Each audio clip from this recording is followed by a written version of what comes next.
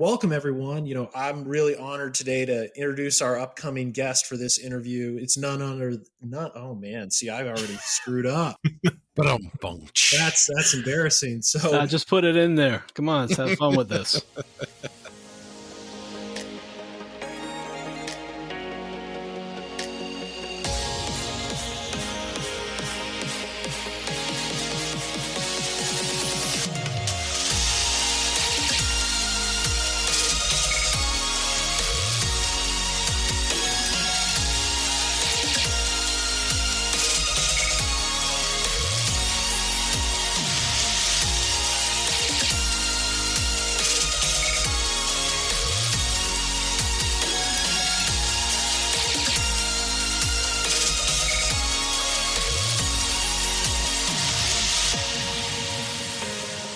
Hey everyone, welcome to the Plastic Posse for episode 21.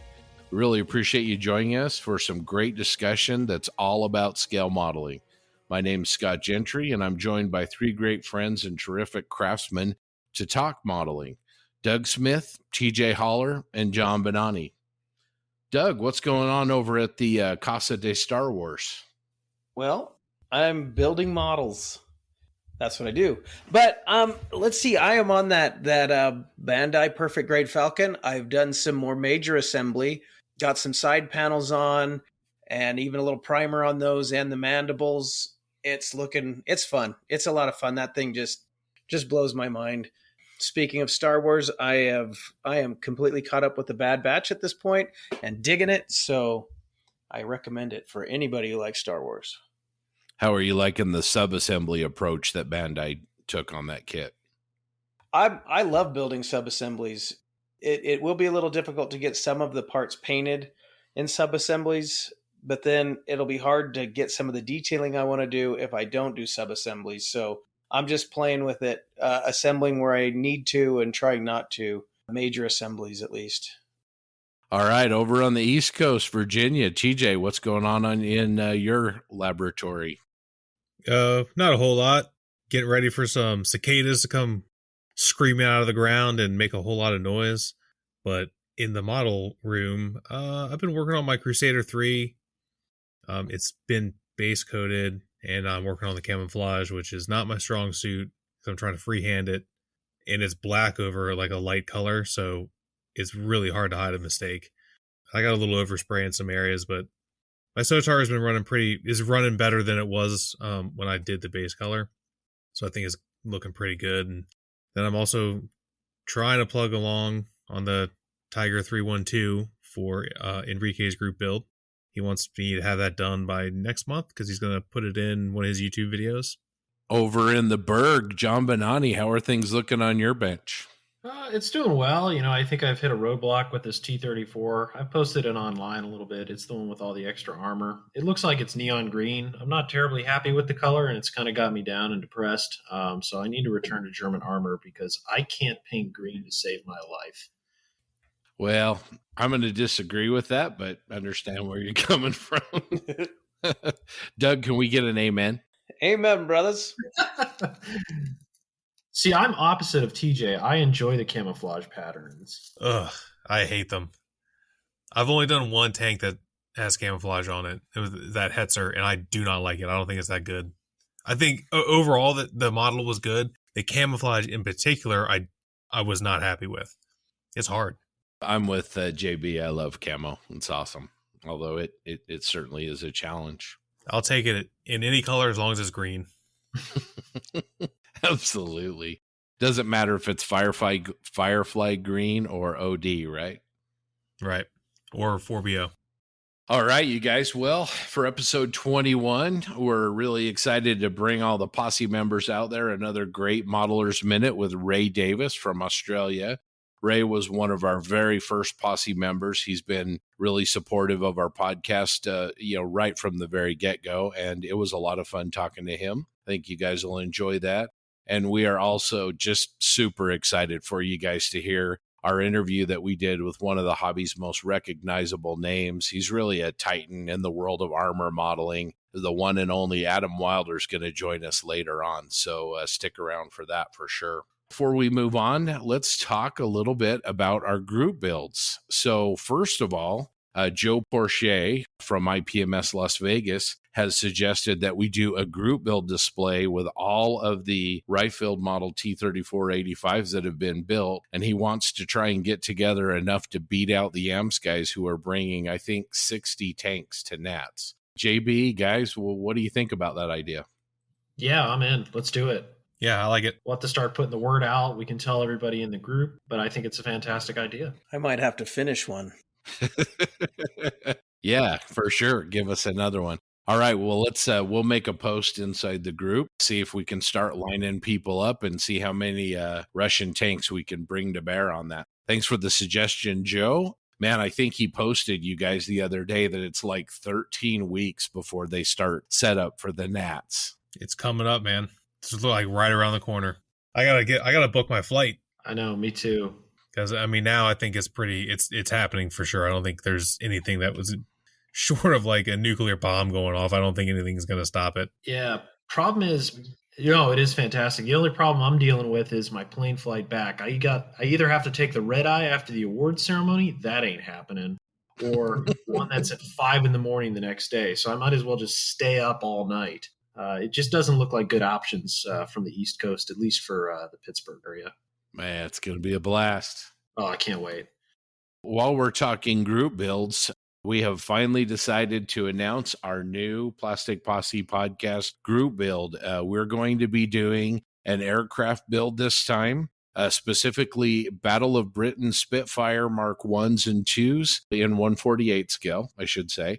And there's both a newer Tamiya kit and also the new Edward kit. And so we're going to allow either one of those. I think Edward has several versions of that. So start gathering up your 148 scale Tamiya and Edward Spitfires from the Battle of Britain. And let's get going. We'll have all that set up by the time this drops. A new group build.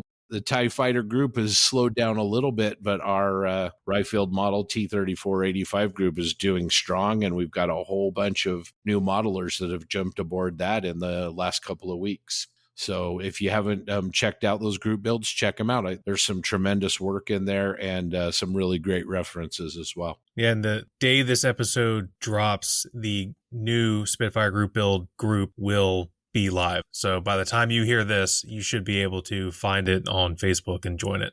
Yeah, new group build. Sweet. Well, thanks, Scott, for that. We wanted to let everyone know that episode 21 of the Triple P is sponsored by Terry Wilkinson and Paul Crystal. Thanks a lot, guys. We really appreciate the support. These members of the Plastic Posse used our PayPal.me link to help us out. We really appreciate it. If you are enjoying our podcast and would like to make a contribution, it's really easy. Yeah, it really is. You just go to our website, plasticpossepodcast.buzzsprout.com. And in the upper right-hand corner of each website page, there's a little heart icon. You just click on the little heart, and then you can donate any amount you would like. Or if you don't want to donate, that's okay too. You can still support us by taking a few moments to leave us a review wherever you're getting your podcast from. A 5-star review will really help us get the Plastic Posse out to more people who are interested in scale modeling podcasts.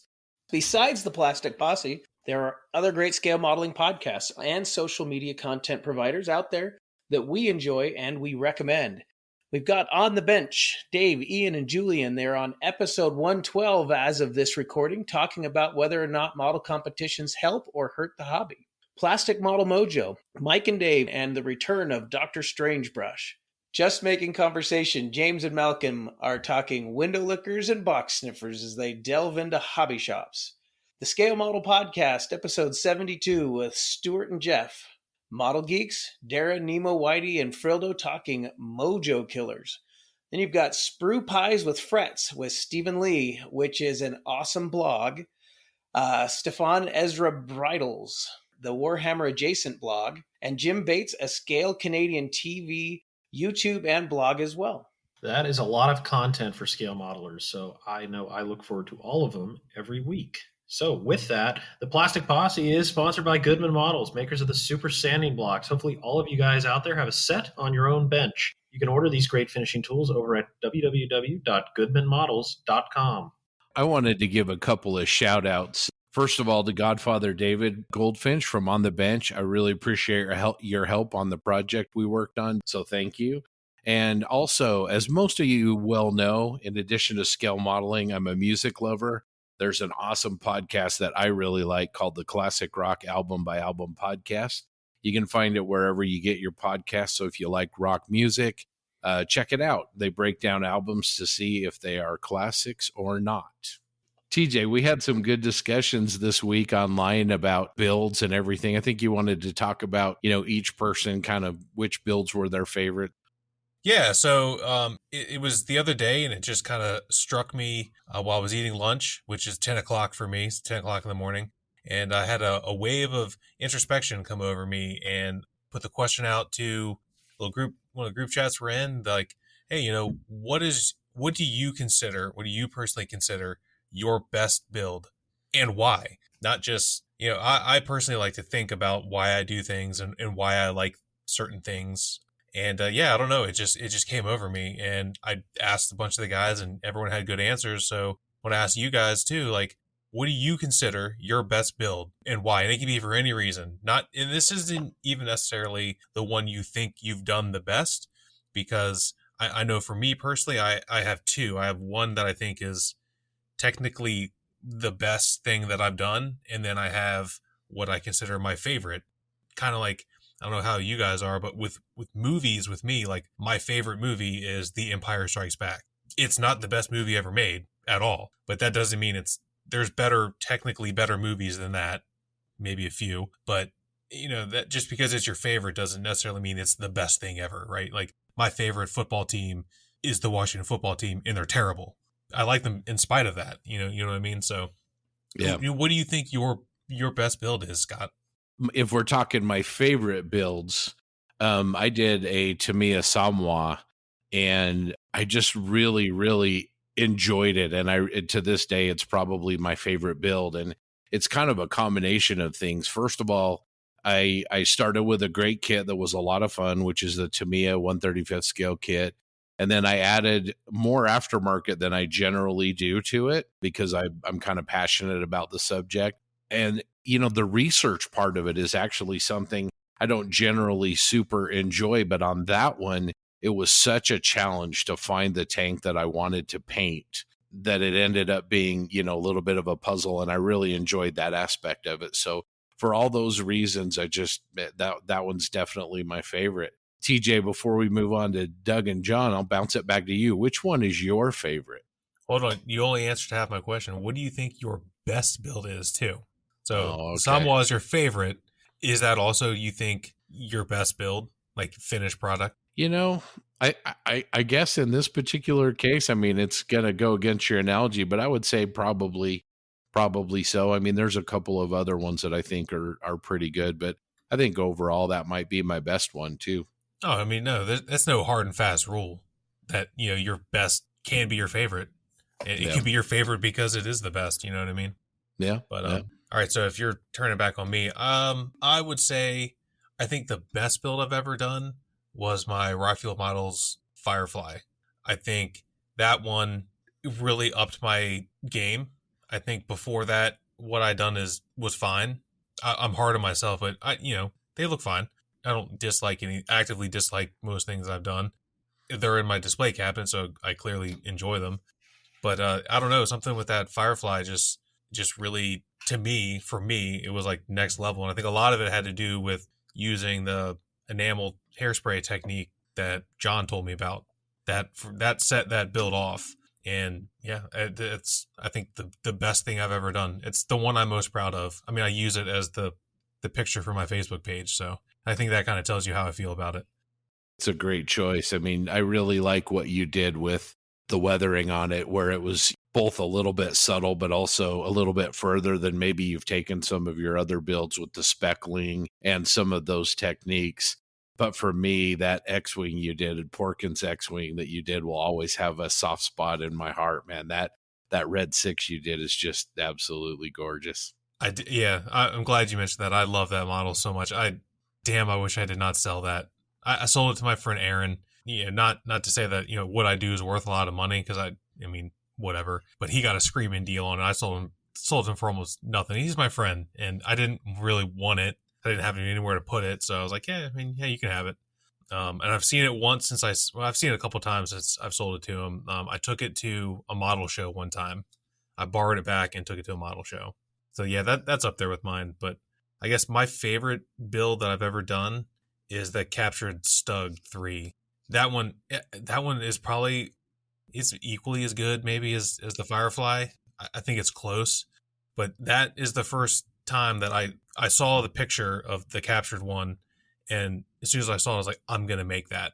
It took me 3 years to do it, and it paid off. I mean, I distinctly remember I was sitting at work at my 2 companies ago, so like 3 years ago, sitting at work in my cubicle. I had a cube where I worked with a computer, and it was at lunchtime, and I was bullshitting around, and I saw that picture, and I was like, I gotta do that. And I found the kit on eBay and paid probably way too much money for it, and then probably doubled the amount of money I spent on aftermarket stuff because it's got aftermarket everything. I mean, it took me like a month just to find the interior that you can't even see. I bought a transmission set for it, and you can't even freaking see it, but I know it's there. I mean, I guess if you shine a light down into the open hatch, you can see it, but when I saw it in my mind, like the real thing in my cabinet looks exactly how I thought it was going to look. And it's not the best thing in the world. I mean, but I think it's pretty good. I really like it. I also like the weathering, the mud, the little bit, you kind of like similar with the Firefly, you took it in a little bit different direction than you generally have, and hit it with some, thick, chunky mud, because that was what was in your reference pics. Yeah. I mean, it was clearly dirty. I mean, it was in the picture, it's driving on a muddy dirt road in a bombed out town somewhere, and I don't know where. It was during the bulge, so somewhere around there. The picture doesn't say exactly where. I love that build. That one's coming with me to Nats for sure. Doug, what about you? What is your favorite and or best build that you've done? Well, favorites all kind of fall into the recent Star Wars builds, just because the Bandai kits are so fun to build. They're a pleasure to build. They're well detailed, and I like to see them. I just like to look at them and appreciate them for what they are. The build I'm most proud of was, and Scott's seen this one, late 90s, I built the Hasegawa 48 scale F-14 Super Tomcat. That was a bear of a kit. At the time, I thought it was fantastic. I had to fight a lot of things on it, some fit issues, and it had a ton of parts, what I thought were a ton of parts for the time. It was over 200 pieces. All the control surfaces are separate. It was the first kit I think I ever built that had that canopy molded with the correct dimensions, so it kind of bulges out from the base, and so you had a seam running down the middle, and I sanded that off. I had to eliminate that and polish it. I was really proud of that. It had its issues, but I put probably 20 hours into build and another 50 hours into painting it and weathering it, and I had a blast with it. But it was so much work that I still have it. It's missing a few pieces here and there, but I love to look at that thing and say, I did that. And it was a lot of work, but by the mid 90s standards, it was the best Tomcat kit on the market. Nothing compared to what they're making now, but it was a pretty fun build. Definitely state of the art for sure. Yeah. I was still using the old Model Master enamels, 3-tone gray on that one. I want to say, I found some reference pictures. I combined, it was a Jolly Rogers plane, but I found references from other planes and just kind of tried to replicate the pattern all the different hues took on that specific aircraft, and then transferred it to these markings. It was a lot of fun. What about you, JB? Oh man, I think my favorite build of all time, I built it back in 2014, Dragon's T-34. And nothing special about the kit, but really the finish. It was the first time that, I really got serious, I think, with modeling. We all have these modeling books and we love to look at them, mostly probably when we're going to the bathroom. And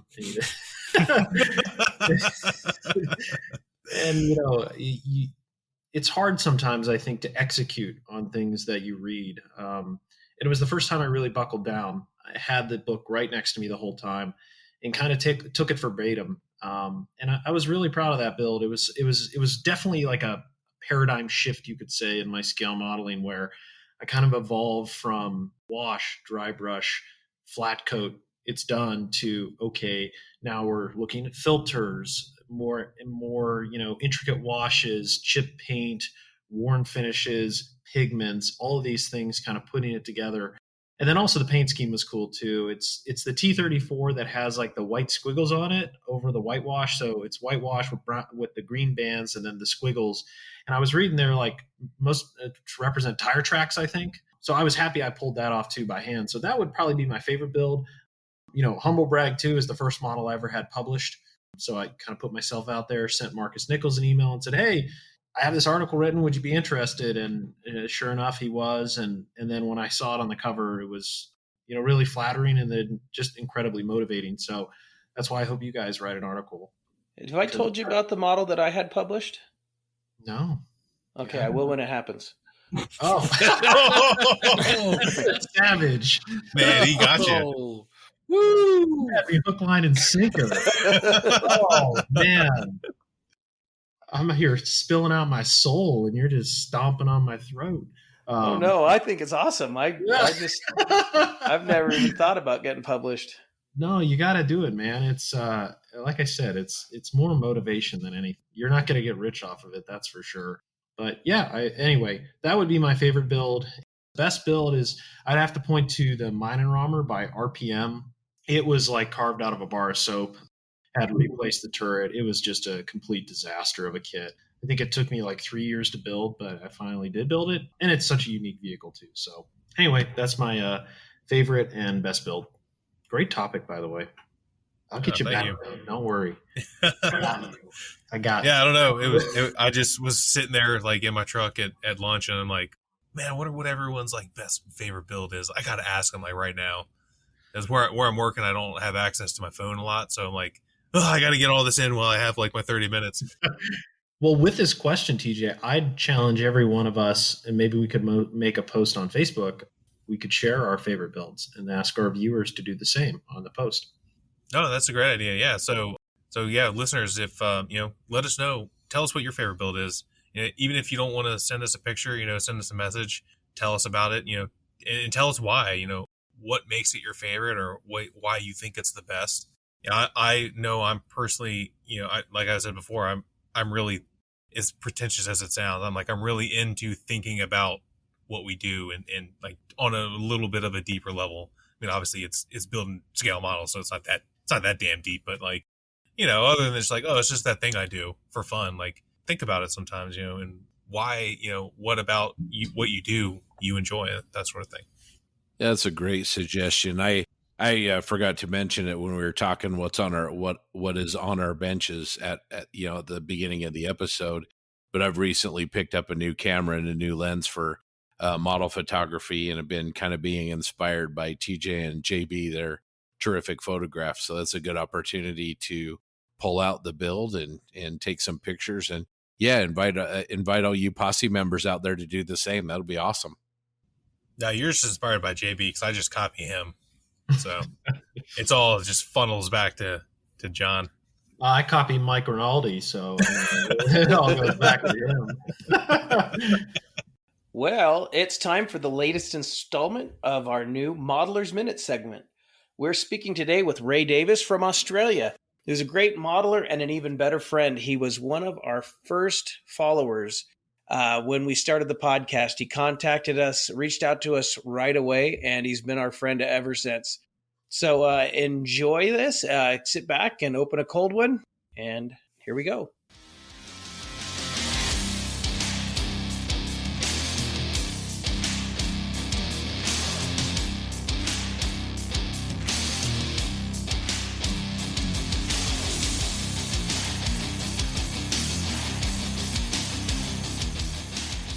All right, and welcome to another Modeler's Minute. Today we're talking to Ray Davis from Sydney, Australia. He's been a friend of the podcast since the very beginning. Ray, how are you today? Good, mate. How are you? Very good. Welcome to the show, Ray. It's awesome to talk to you. Thanks very much, Scott. I appreciate the invite. It's really appreciated. Well, I just want to echo what Doug said for everybody out there who doesn't know. When we started back in August, Ray was one of the very first people to listen to the podcast and send us feedback. And he's always been just incredibly supportive. And Ray, we wanted to let you know how much we really appreciate it and how much your contributions have really helped our community to grow. Well, thanks very much for that. I appreciate that greatly. It is great to talk to you. Likewise. I'm still, I'm like Stanley at the moment. I'm still getting over the fact that I got the invite. We've wanted to talk to you for a while. You've been so great with us and been a supporter right from the start. We always enjoy, I'm just going to be completely honest, we always love talking to you guys in Australia. It's awesome. You guys are friendly, and modeling just seems like, from talking with David Goldfinch and even Lincoln and some of the other guys, it just seems like modeling's so much more of a community over there in Australia than it is here in the States. Yeah, it seems to be that way. It's funny, actually. I was listening to the latest on the bench, and they had a community member mention that there's a model show coming up shortly. It's about an hour's drive from where I am. I'm just like, wow, that's great. I wouldn't have known otherwise, because being so busy. That all goes back to the podcasts too, especially in my situation at the moment. You know, I need to break the monotony and listen to the favourite podcasts. And so community is very strong over here for sure. How's the house coming along? I think, you can see. As of yesterday, we think, fingers crossed, that we may be seeing the finishing line, but it's been great that we've actually had a few people coming over and giving us a hand as well. And with them saying, oh, you know, it's looking great, it's coming along nicely, it sort of gives us that, okay, something is being done, we are getting to the end of it, because otherwise you can't see the forest for the trees. It's just a monotonous, you know, round Groundhog Day, basically. So, yes. Awesome. That's one of my favorite movies ever. It's been a long time since I've seen it, so yeah. I think I'm living it. Scott and I wanted to come help, but we couldn't afford the 2-week quarantine to get in the country right now. So sorry. Oh man, that's got to be the worst excuse I've heard so far. I mean, I've heard everything from, you know, I mean, come on, guys, it's only a little swim. We want people to get to know you a little bit. Your job is really, really interesting. I mean, for an American, seeing your shots of the aircraft that you've been around, your balloons, seeing the koalas at night, that's all stuff that is just, to us, is super cool. Yeah. And thanks for the video you sent of that. I mean, it's been months, but the juvenile tiger snake. The tiger snake, yeah. I actually still get a few of the workers asking me, you know, are you the guy that, you know, sent in that report? It's like, yeah. Here's the phone, you know, here it is. So yeah, it was a bit of a rarity. So as I said, it's anything to break the monotony of things, you know, especially in the world at the moment. So, but I'm just hoping that you guys don't ask for any technical details on modelling and stuff, because my last name is Davis, not Rinaldi. Okay, so let's just cut to the chase there. Well, as you know, this podcast, it's not about technical stuff. It's about, you know, trying to build a community, trying to be positive, trying to hopefully give people that are isolated, whether it's COVID or just, you know, the fact that modelers tend to be solitary, give people a little bit of company, and hopefully they all feel like we're all hanging out at a hobby store telling lies to each other. And you know, that's the whole goal of the posse. That's why we call it the posse. And well, that's the great common thing that all the podcasts have, is the community, the camaraderie, and so forth. However, having said that, you have all managed to actually have your own niche on things, which has been really great. And so far, knock on wood, you haven't clashed with either one.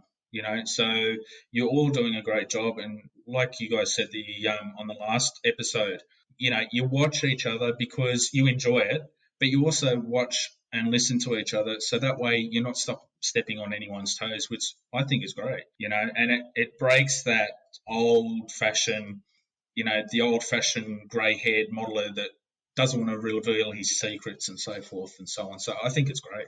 You guys are doing great. So just to get us started, tell us a little bit about yourself. How long have you been modeling? Where does that interest in scale modeling come from? Those kinds of things. Believe it or not, I was actually a late bloomer. I didn't actually start modelling until I was about 14. Unfortunately, it was a bittersweet time. We're actually cleaning up my late father's belongings and so forth, and right in the back of a wardrobe up high was a model kit. It was, I think, it was a Puma helicopter from Airfix. I got it down and I asked my mum, "What's this?" And obviously it was a bit emotional, and she said, "Oh well, that was something that you guys were going to do together." And it's like, "Oh, okay." And so it sort of started from that, really. I sort of fumbled around, and back then it was a case of get the old tester's glue, the old orange tube stuff, and yeah, it wasn't pretty, but it lasted a few years, and yeah, that's where I basically got started. Oh, that's terrific. And then it seems like that's a hobby that, even though you're an incredibly busy guy, that you've remained pretty passionate about through the years. Yeah, I haven't actually lost that feeling. Basically because it's a relief valve. Just when you want some time by yourself, just to reset and so forth, and also having the love of aviation as well sort of helps along the way. Yeah, I was gonna say you send along quite a few pictures of your 1-to-1 scale aviation interest.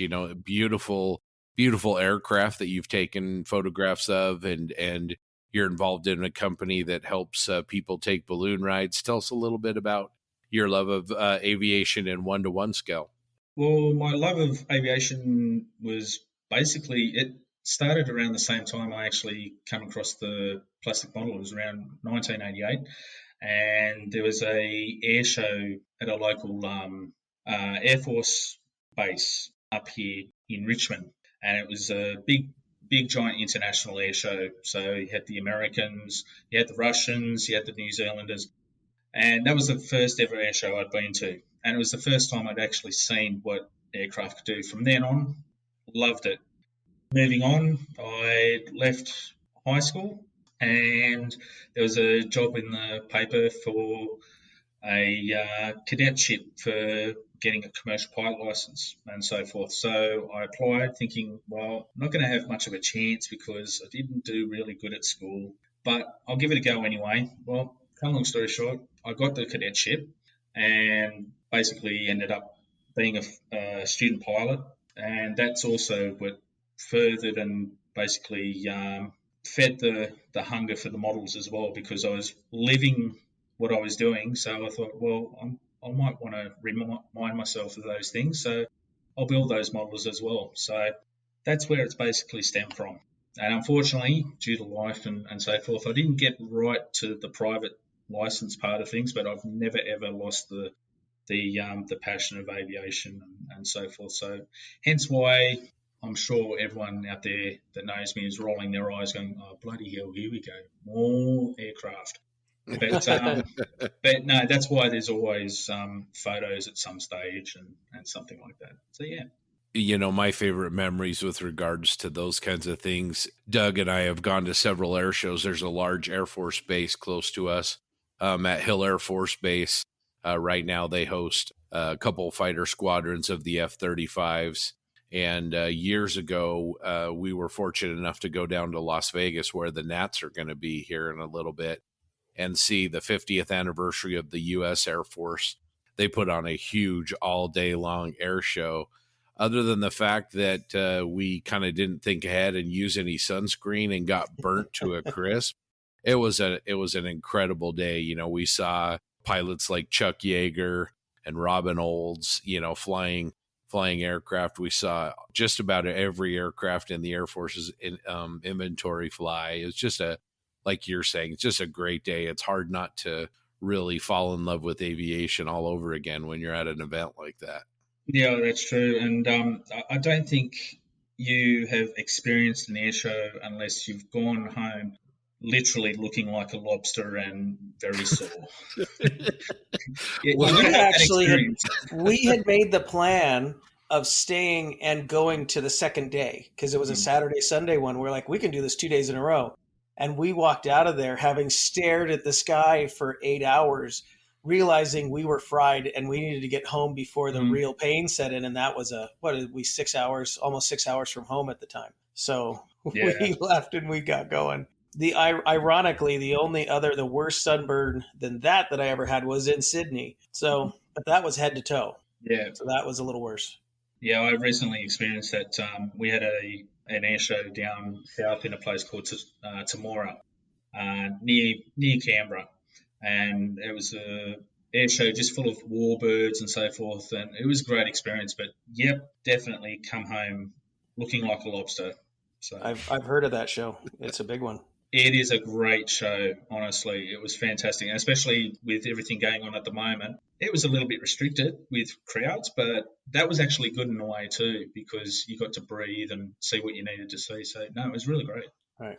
give us a couple of your favorites from either that show or some other air shows. What aircraft do you really love seeing in the air? I have to admit, I like the golden oldies, like the Tiger Moths and the Spitfires. Recently, at the recent air show I went to, we actually had 3 Spitfires flying at once. Wow! And that was a first in a very, very, very long time here in Australia. So that was a very special moment.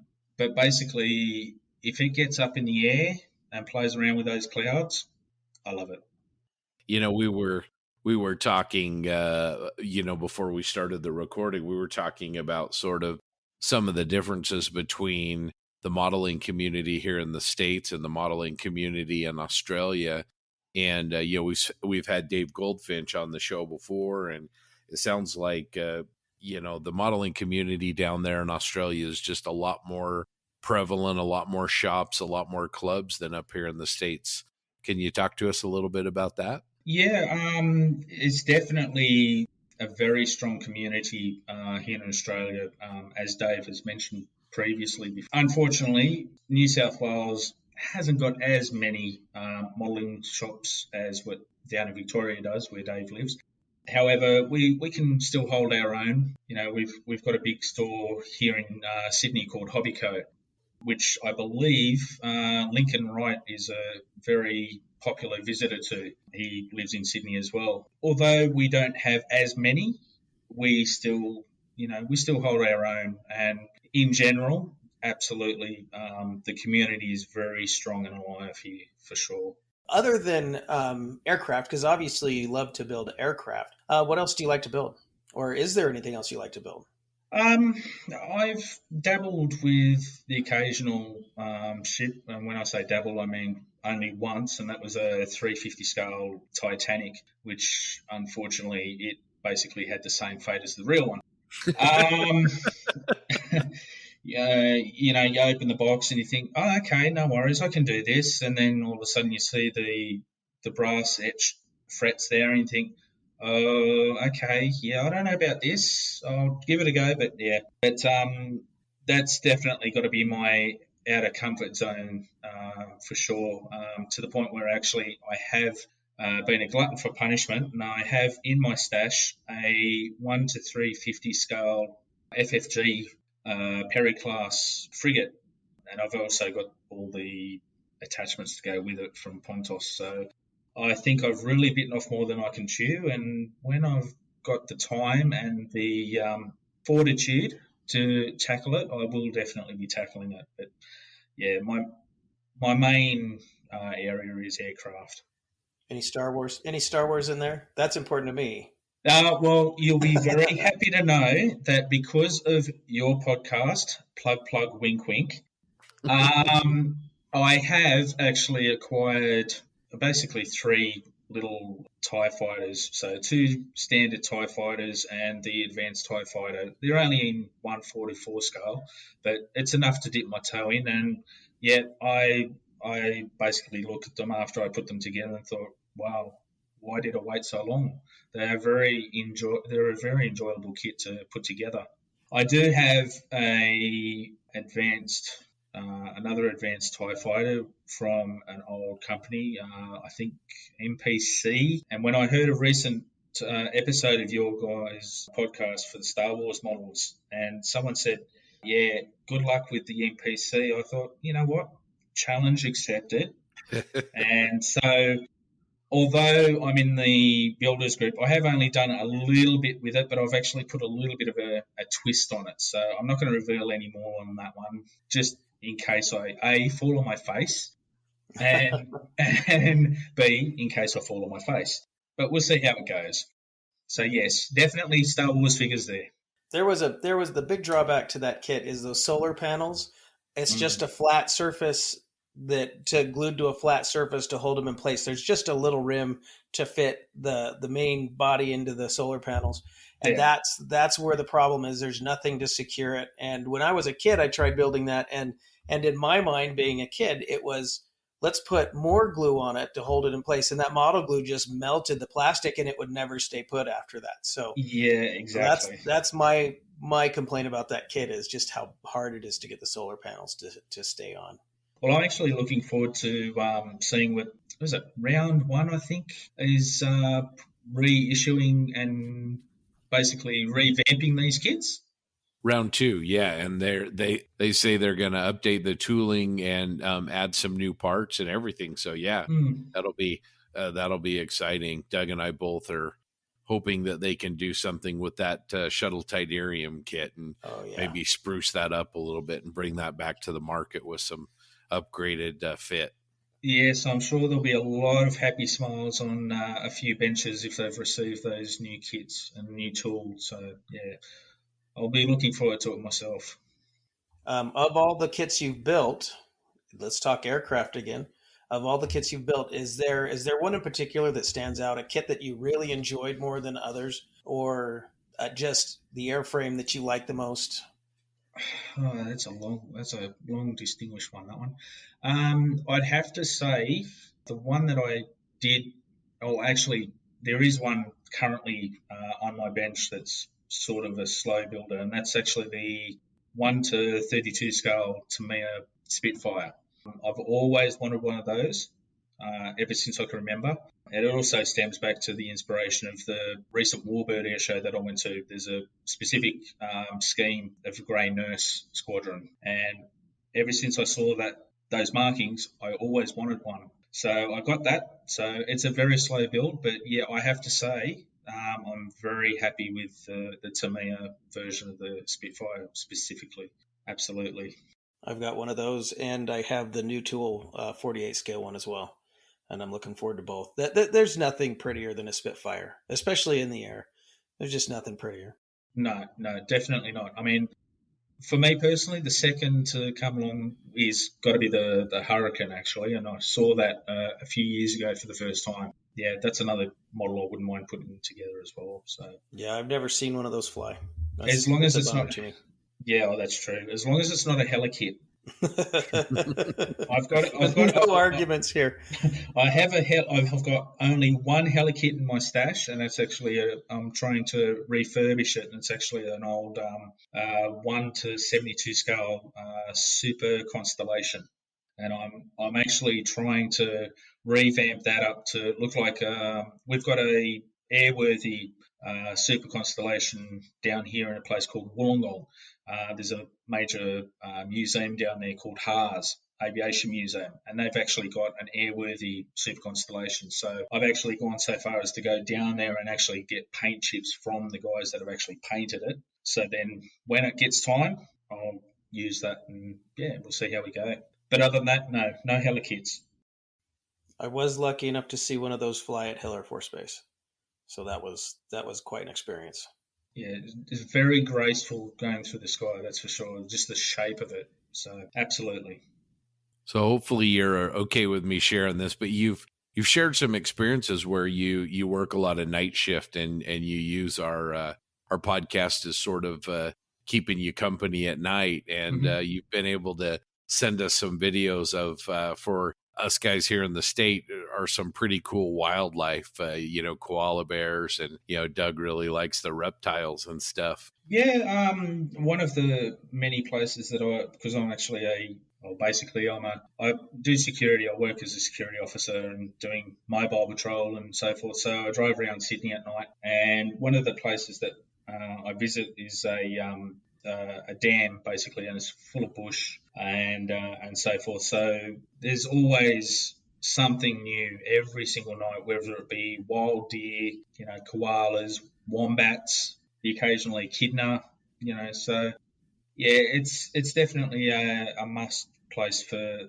the wildlife enthusiast, that's for sure. And it's something different for me as well. So you don't. Even though I live in Australia, I don't get to see it every day, sort of thing. It's not like we go out our door and there's a couple of kangaroos, especially here in Sydney. So it's something different. Yeah, just don't touch anything. That's what Lincoln told us. Yeah, no. You don't want to touch those drop bears. They get a little bit upset at times. It's only 9 out of the 10 that are dangerous. Don't worry about it. It's okay. It's all good. Exactly. Yeah, it's only 9. Yeah.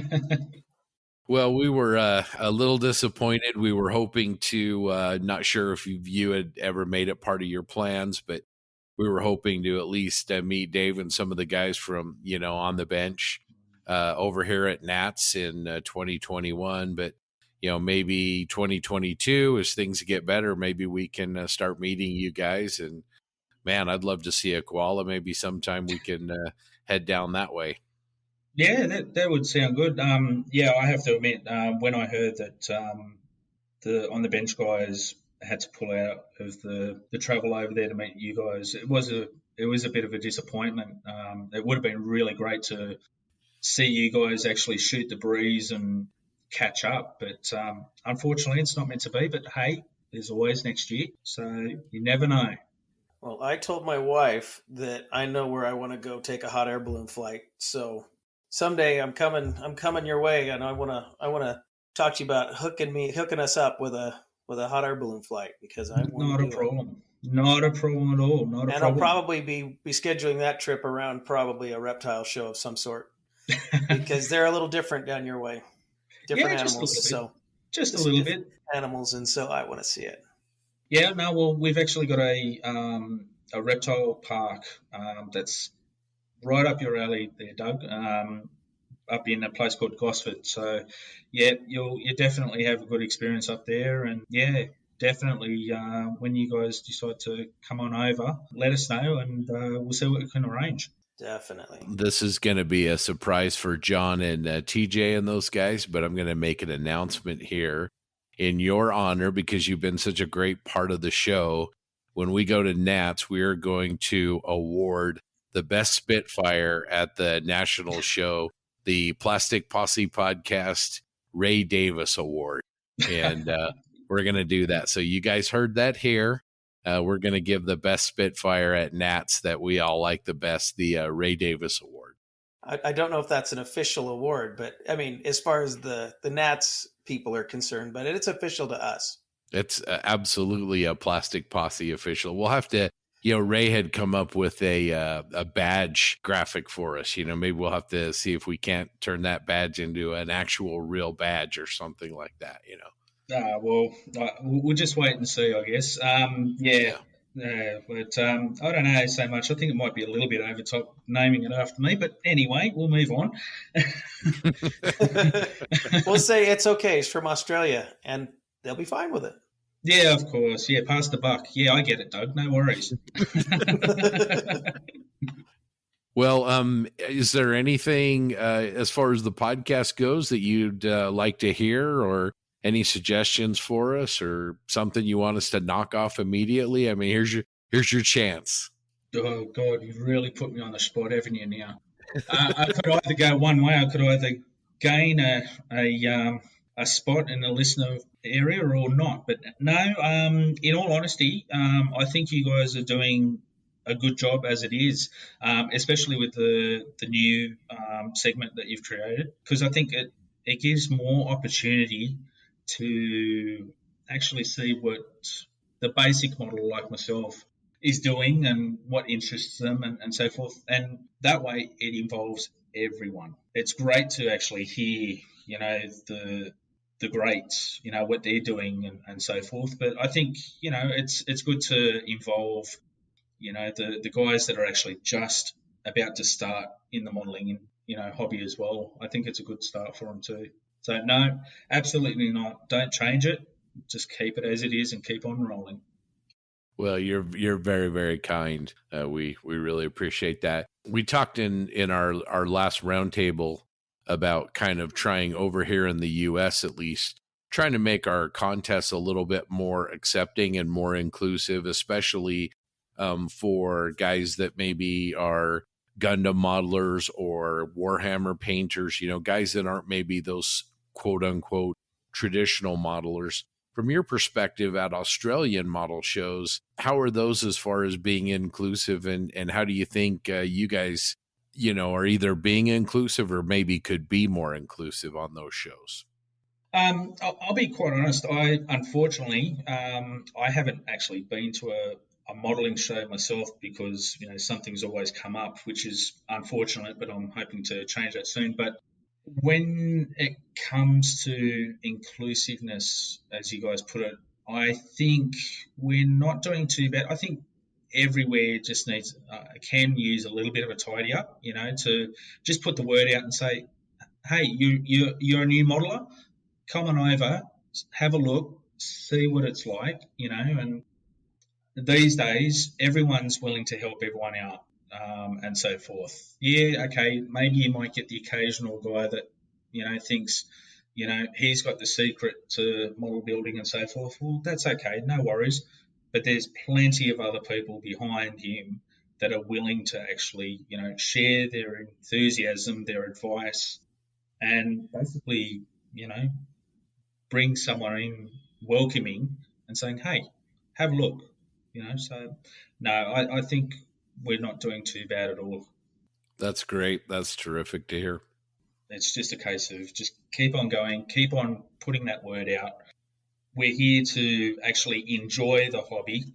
And if you are enjoying the hobby, let people know, don't be, in the closet, as they say, just say, hey, I'm a model builder. Yes, I love doing this. And yeah, I think it'll be a lot better that way. I don't know. I hit 50 years old and I just stopped caring what other people thought of what I did. So I'll tell them all about it. Yep. It's all good. Yeah, no, absolutely. I mean, I'm starting to edge my way towards the 5.0 as well. And,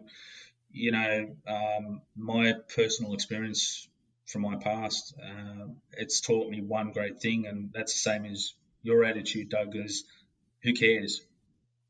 Or, or as TJ will put it, I don't care. I don't care. I'm doing this for me. I'm making this for me. I'm happy with this personally because I'm doing it for me, and yeah. Maybe you get the edited version, but when TJ says it to us, it's a little more colorful than that. Oh, I'm pretty sure that we speak the same language. It's all translated into that same terminology. But yeah, no, absolutely. Bottom line is, as has been mentioned on every podcast, you do it for you. You do it for the enjoyment. You don't need to worry about anyone else. And that's my opinion. Yeah, well said. Well said. What's on your bench right now? Unfortunately, I've got a lot of squirrels on my bench, and they're basically half baked as well. So that just sums me up perfectly. Or as Dave called me once, a kook. But anyway, we'll move on from that. Yes, Dave, I haven't forgotten what you said. But anyway, but no shots fired here. No, basically on my bench, what have I got? Basically, I deal with 72 scale, just to say up front, basically because of my availability for space in the house. So all my kits are basically around 72 scale. I've got a couple of larger scales, but mainly 32. On my bench, I've got a C47 that I'm hoping to do up in some markings that I've come across when I was doing some photography recently from the Royal Australian Air Force. I've got a couple of Bandai 144 scale TIE fighters, and I've got Darth Vader's TIE fighter as well. I'm hoping to do that in a trench scene. I think that's it. Oh, and I've got the 72 scale Super Constellation there in bits as well. So there's a lot there to keep me busy. I actually just acquired a little Zvezda tank because you guys have been talking about tanks left, right, and centre. It doesn't matter which podcast I listen to, I can't get away from it. So it's like, yeah, all right, I'll bite the bullet and I'll give it a go. And I'll come across this little 72 scale Zvezda, and I think unfortunately it's a Tiger, and everyone's doing Tigers, but I haven't done one, so I'm just going to do it and see how it goes. So that's about it. Very cool. TJ and JB will be glad to hear that you're doing an armor piece, that there's one in your future. Yeah, well, we'll see how this one goes. It could go either way. It could either go on the shelf, or it could go into the well of tears. So we'll just wait and see how that goes. The dreaded well of tears. Yeah. We've all got one. So, Ray, short term and long term, what are a couple of your modeling goals? I mean, sounds like you're having a blast with it. You're very passionate about your hobby and you enjoy it very much. But if you had some goals maybe on things you'd like to improve, or maybe a different kind of, kit that you haven't built before, what are a couple of goals you have as a modeler?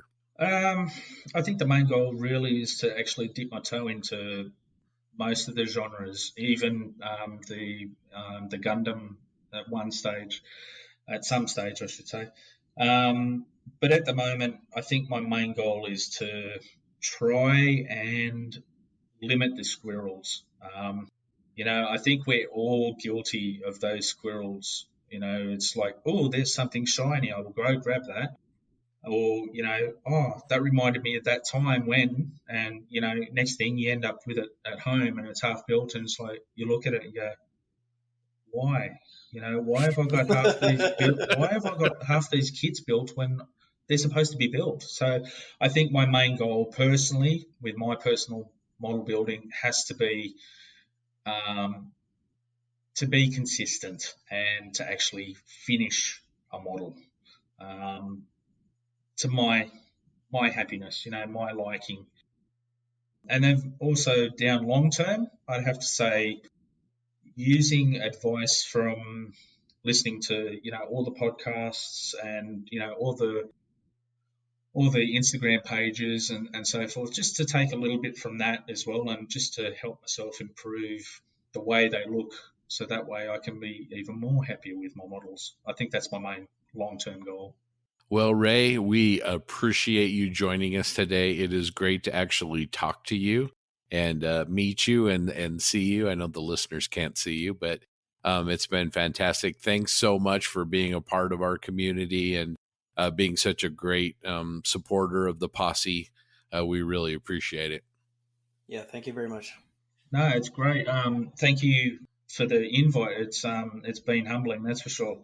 It's been really great to talk to you guys finally and put faces to the names. And it's just a good thing that it is radio, because I do have a face for radio, so that's okay. And but no, I'm looking forward to continuing to support all the podcasts, including yours, and hopefully one day down the road we'll get to meet up. And don't worry, I've already put a reminder in my phone to keep an eye out for when you guys come down, and we'll try and organise something. That sounds great. I really look forward to that someday. And in the meantime, keep enjoying your hobby. And we always look forward to hearing from you, and look forward to seeing some updates in the TIE Fighter group build on those builds you have planned. And we'll talk with you again soon. Absolutely. You take care, guys, and happy modelling to all of you. And to you too. Cheers, Ray. Take See care. you later. See you guys.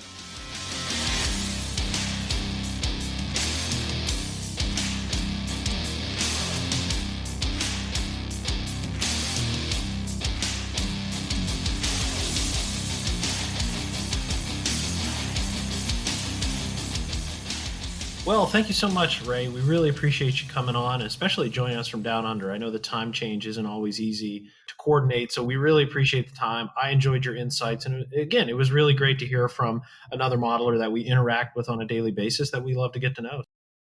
All right. Well, thanks, John. Speaking of talking about what was going on in the internet, John, I noticed this week that you threw your hat into the ring for some elections. You want to talk about that? Well, thanks, Scott. Yeah, this week, I announced my candidacy for the IPMS USA Second Vice President. So, for those who don't know what IPMS is the International Plastic Modeler Society. They are the national organization for scale modeling within the United States. That is the parent chapter who's hosting the IPMS National. So that's the national organization, and the Las Vegas boys are hosting the show. So that's really exciting.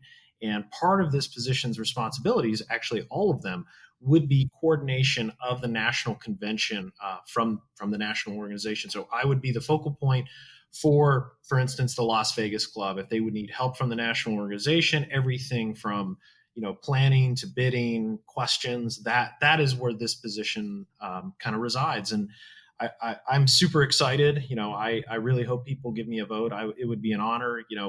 One of the things that I want to help the society is obviously grow. And one way of doing that is hopefully bringing the nationals to other clubs.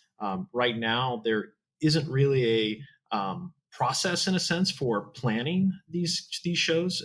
When a new club is given the reins of a show, they kind of start from scratch. And from my perspective, I want to formalize that process to make it easier for more clubs to think about it, and potentially, get more newer clubs hosting nationals where we see the show going places that it's never been before. One of the common questions I see online is, well, why isn't the show coming to my area?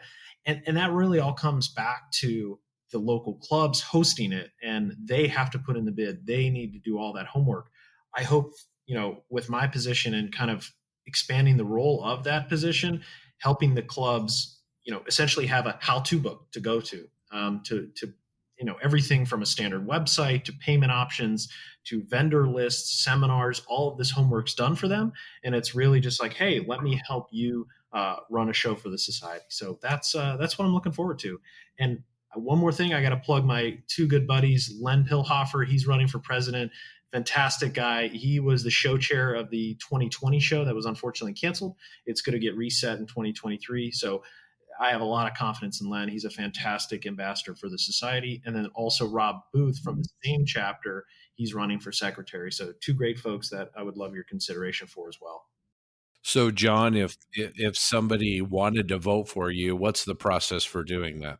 So voting is very straightforward. There's two ways. One is online or through the IPMS Journal. There is one catch. You have to be an IPMS national member. If you're a member at your local club, fantastic. I really appreciate that. But in order to vote for the national election, you'll have to be a member of the National Society. Now, fortunately, everyone going to nationals is a member. So if you're going to Nats, you can vote. I'll just jump into feedback. How's that? It's a big one. It's a big one today. We're going to start off with our friend Ian McCauley, who wrote in to say, okay, my friends, I am seriously running out of superlatives to describe the Triple P. You continue to innovate, and you're knocking it out of the park. Loved the interview with Stanley George. We did too. He's a great guy. I don't know the fellow, but his enthusiasm is palpable. I just subscribed to the Grumpy Modelers so I can look him up. Ian really appreciates what we're doing here and how we are our own show. I don't know how else to say it. We have our thing, and he thinks we do it well, and we really appreciate that. He says more podcast goodness is always welcome. This hobby used to be all about building. If you look at the modeling mags from the 70s and 80s, the articles were all construction and scratch building. Then things changed, and it became about finish. This left a lot of old guys out in the cold feeling like we had nothing to contribute. I credit you fellows and Mike and Dave for helping me regain the fun and really get back into a hobby I've been doing since 1969. Also enjoyed the interview with Brett. He's a terrific guy. Met him briefly at Heritage Con. I do my stowage the exact same old school way Brett does, and he's 100% right. When it's just been painted but not dry brushed or washed, it's pretty stark. Thanks, Ian, for the terrific feedback. We really appreciate it, and keep it coming. Next up, we've got Instagram user Army Men Around the House, aka Gareth, who wrote us this feedback. Hey, I just found your podcast through the Mediocre Modelers at Facebook group, and I really enjoyed your interview with Stanley George. He has a great outlook towards the hobby, and I really appreciate his point of view. Approaching the hobby in a way that allows you to have satisfaction in your own work is the best way to really enjoy this hobby. I'm glad I just listened to that. And he really does do some wonderful work. Thanks again, and keep up the good work. So Darren, aka the Scale Model Hanger, writes in to say that he's a new listener to the show and he's been catching up, and he heard that we like Star Wars models, which is true. And he shared a 200 millimeter, I believe, Mandalorian resin figure that I think is 3D printed, if I'm not mistaken. And he also shared with us a Tiger One. Said that we have a great show and to keep up the good work. So thank you. And then Charlie CJ Johnson is back and says, hello guys, I haven't listened to the podcast, the last couple of podcasts. He had some personal issues going on, but he did finish episode 20 and said it was awesome. And from what he says, from what I gather, I should head back and listen to episode 19. Yes, you should. And so should everybody else. He says, I've been following Stanley George since I got back to the hobby 3 years ago, and he loves his work and enthusiasm that he puts towards his builds. And he has to agree that he can't picture him being a drill sergeant in the Army. Ethan Eidenmill is back, and he says he just wants to thank us again for the great podcast. He had some really good feedback for us as well. He says, I do have to confess that whenever I listen to interviews with professional model builders, I sometimes have mixed feelings. On the one hand, I appreciate their work and what they contribute to the hobby. On the other hand, I feel very strongly that for me at least, this is absolutely just a hobby. As a software engineer by trade, I'm constantly looking at computer screens, and the tactile nature of model building gives me a great way to get away from all that. Every so often, somebody will ask me if I do commissions, and my answer is never. Doing it for money, I feel, would destroy that sense of escape. I just wonder if anyone else has that kind of mixed reaction that I do, given how many model builders I know that do accept commission work. He also says he wants to remind all of our listeners in the American Southwest that IPMS San Diego is hosting Model Expo on Saturday, June 5th at Gillespie Field Annex over at the San Diego Air and Space Museum. And again, you guys can see the details over at www.ipmssd.org. Before we go on to the next one, let's talk about what he said just a minute. I've never really done commissions, at least not for a long, long time, mostly because when I start, I personally feel like it becomes a job to me and it's less enjoyable. I know a lot of people take them, and that's wonderful. I mean, if you can pay for the hobby doing something like that, more power to you. When we had Will on the show, he talked about you really have to find the right buyer for you. And I think that's really important, being able to find somebody that can share a common vision with you, not put pressure on you, because that can really, really ruin it and really make it into a job. So I think that's important. Yes. So I think I've mentioned it before. I used to do commissions for miniature wargaming stuff. And also I've been commissioned to do quite a few Star Wars models, all the Bandai ones. I think I've mentioned that before. I've built a ton of Bandai Star Wars kits, and I think I have 2 in my cabinet. I've probably done 10 or 12, and I either sold them all or they were built for somebody. I don't really like doing it. I stopped doing it a couple years ago for all those same reasons. I got tired of building stuff that I wasn't interested in, or getting the opportunity to build something I was interested in and then putting it in a box and sending it away to someone never to see it again. I still have a couple things that I owe some people that I will eventually finish. And I did actually recently take on a commission from someone I know. He wants me to paint some heads for his Warhammer minis. I was going to say no until I saw who it was in the email, and it's a guy named Joe that I've known from the internet for a really long time. We met on a forum page, and I couldn't say no to him. So we worked out a pretty good deal, and there's really no time frame, but I'm going to get them done. So that way I just don't have them laying around. But yeah, I'm not really into it anymore. maybe if it's something like that, like helping out a friend or something, yeah, I would consider it. But from just random people that I've never met before, probably not, unless you got lots of money. Yeah, so I guess I've never done a commission. I've sold one of my models, but I've never done a commission, so I can't speak to that. But I will say it's very aligned with publishing. So I will caution, publishing is awesome, but there is a dark side to it too. When a publisher gives you a model to build, and there's certain expectations, it kind of wears on you. Same with a commission. It's a very similar circumstance. You have a deadline, you want to be able to execute on it, and you kind of feel some pressure. And sometimes, if not most of the time, that kills your mojo. I'm certainly derelict on a few. It took me almost a year to get my latest diorama done, and I still owe a sub to Patrick. Hey, buddy, I know. Don't worry, it's coming. But it's wanting to do something right. It's wanting to hold yourself to a certain standard. And sometimes it's, if you're being told to do something, maybe it's just creative juices. It's like, if I want to do this and I can see the vision, it's cool. But if someone tells me to do something, it's like, okay, I can maybe do that, but I don't know. Does that make sense? I'm trying to. Yeah, no, absolutely. I've been through it, so yeah, it makes sense. Really appreciate the topic, Ethan. You've hit on something that maybe we can even have a larger discussion at some point on. So our next listener mail is from John Chung. Before I get to his listener mail and his feedback, I want to state that John runs a Facebook page called JC Chung Studios. I would highly recommend everyone going over, giving it a look, a like, a follow. He is currently working on a space shuttle orbiter and rescribing the entire model and also changing the geometry of the mold. And he completely, scratch built the front RCS portion in the nose. He's got custom decals for it. It's absolutely insane. His scribing work for the panels and also the blankets for the heat shield, just next level. So I just wanted to get that out of the way. I applaud his craftsmanship, and it's certainly beautiful, and I know that the finish will match that as well. So I wanted to get that out of the way. John, you have very inspiring work for me, and thanks so much for writing in.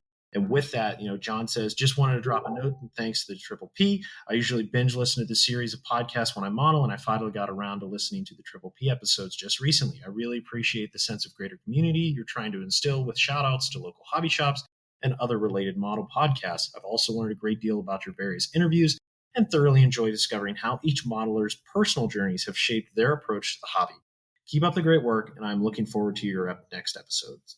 Lynn Young, first-time Posse member, says, I recently discovered your podcast and wanted to tell you what a great job y'all are doing. And he did say y'all.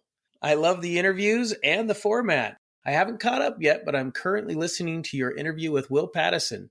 I've learned a lot about the hobby and new techniques from your show and your guests. I believe it was TJ who was looking for color schemes for his space bugs, and I saw this and thought it was interesting. Keep up the good work. Now, he shared a picture of, was that a spider?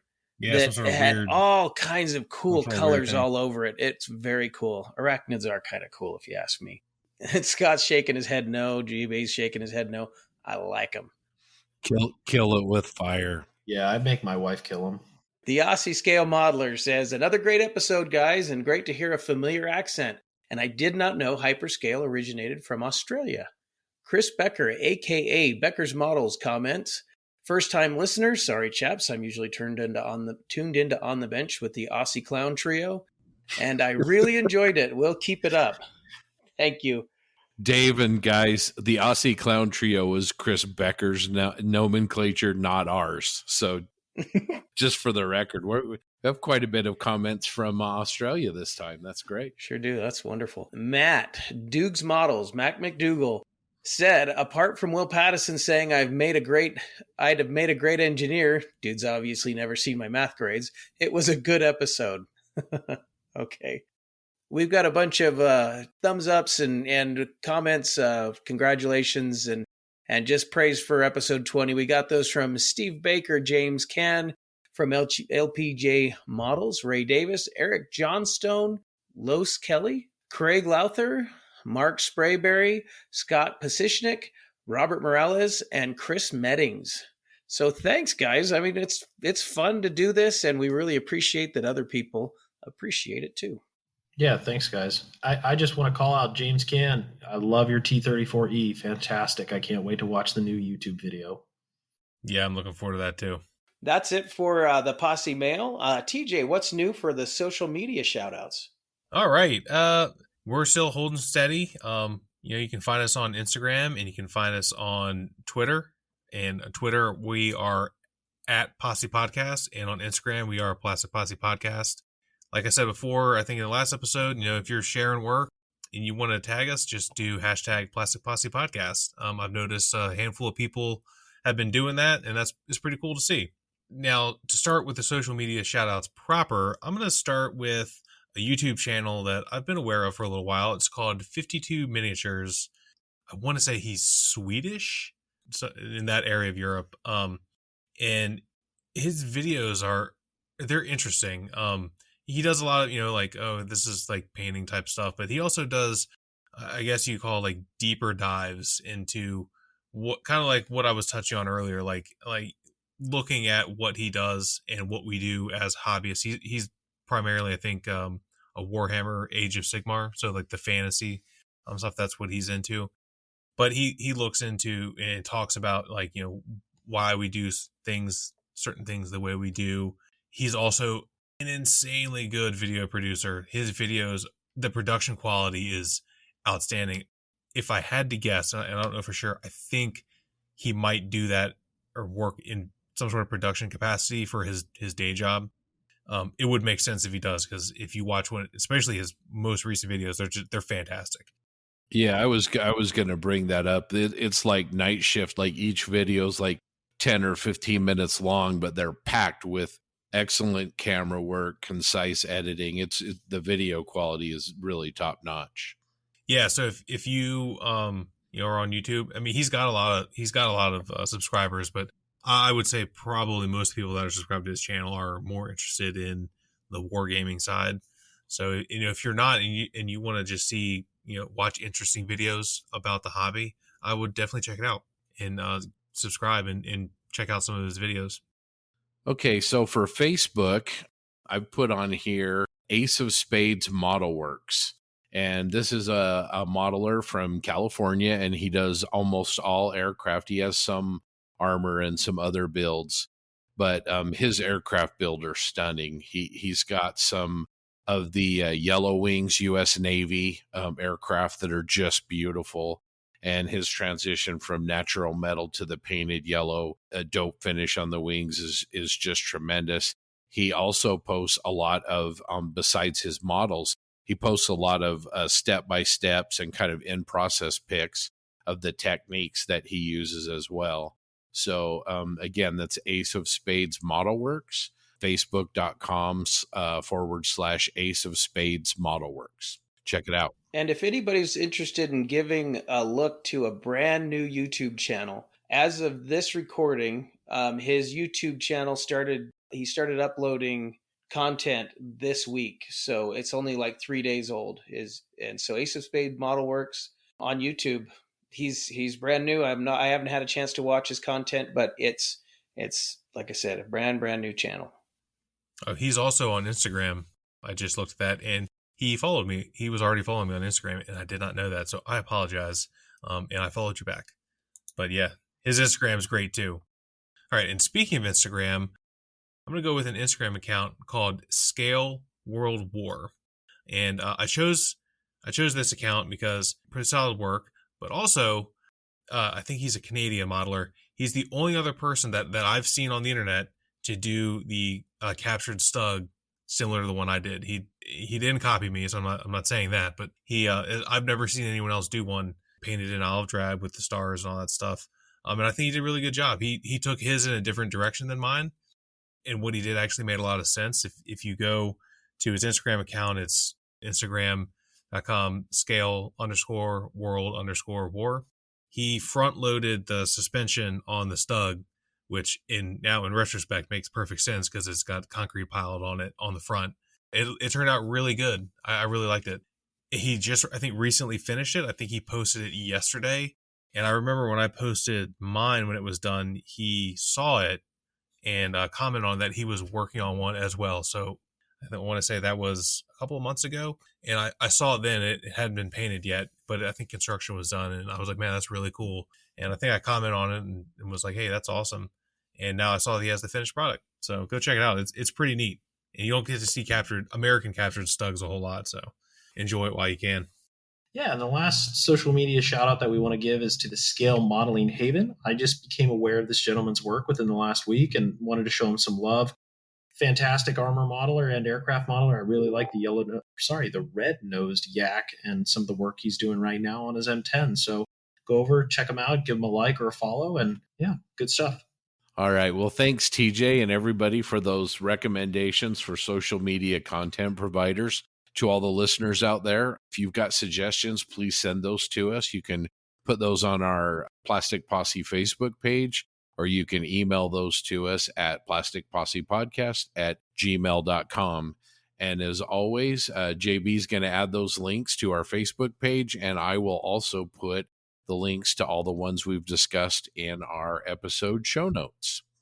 All right. Well, now it's time for this episode's main interview segment, and we are very excited to have you guys hear our interview with the one and only Adam Wilder. I hope you guys enjoy this interview as much as we did. With that said, grab your popcorn. Here we go.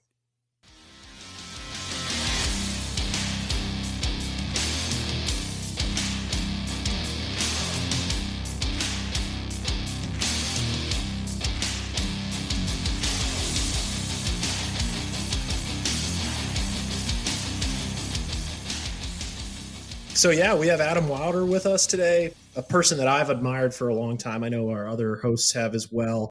I don't know how much of an introduction he needs. Master armor modeler. When it comes to weathering techniques that we know and love today, I consider him one of the OGs. His work has been featured in publications not only in the United States, but throughout the world. You can find his work on YouTube. He has a fantastic series, Weathering a KV-1, and his Instagram as well is keeping us up to date with his latest and greatest creations. So, with that, how are you today, Adam? I'm doing fine. Thanks for having me aboard. Awesome. We certainly are excited to get to know you. And, with that, I'll kick it over to Scott to start off the questions. All right. Awesome. Well, thank you. Well, again, welcome, Adam, to the show. Sure. Just going to go over a couple more things, elaborate on what John was saying. It looks like on YouTube, your channel's got 10,000 plus subs. 700,000 views, lots of videos. On Instagram, you can be found at Adam NP Wilder, and there's a lot of good stuff. And actually, if it's okay with you, I would really like to start off and just kind of diverge and talk about that Object 704A that you've been working on over there. Oh, that is thing. Beautiful. Oh man, that thing. That is something that I've been working on. It actually started off as kind of a shelf queen. I did it for AK Interactive for a little photo etch book that we did together, and I never painted it. And I put it on the shelf, and I did a couple other projects between then. And the Object 704, it's probably, if I could have steal one tank from anywhere in the world and stick it in my backyard, that would be it.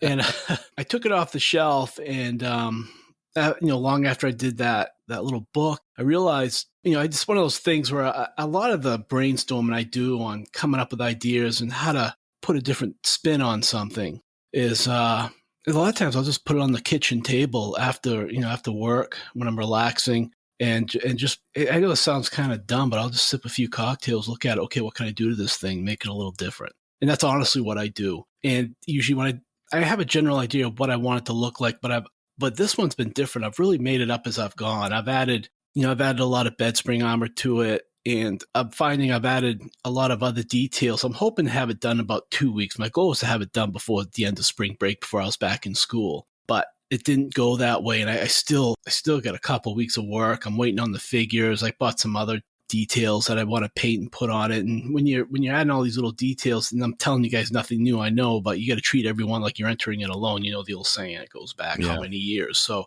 and it's, I put a very complex camouflage on it, but I found when you put complex camouflages on something, it makes it hard to weather it, because it doesn't just break the model up, it breaks up all the weathering too. So I was running into that problem. So I'm glad that I added some of this, the screening on it.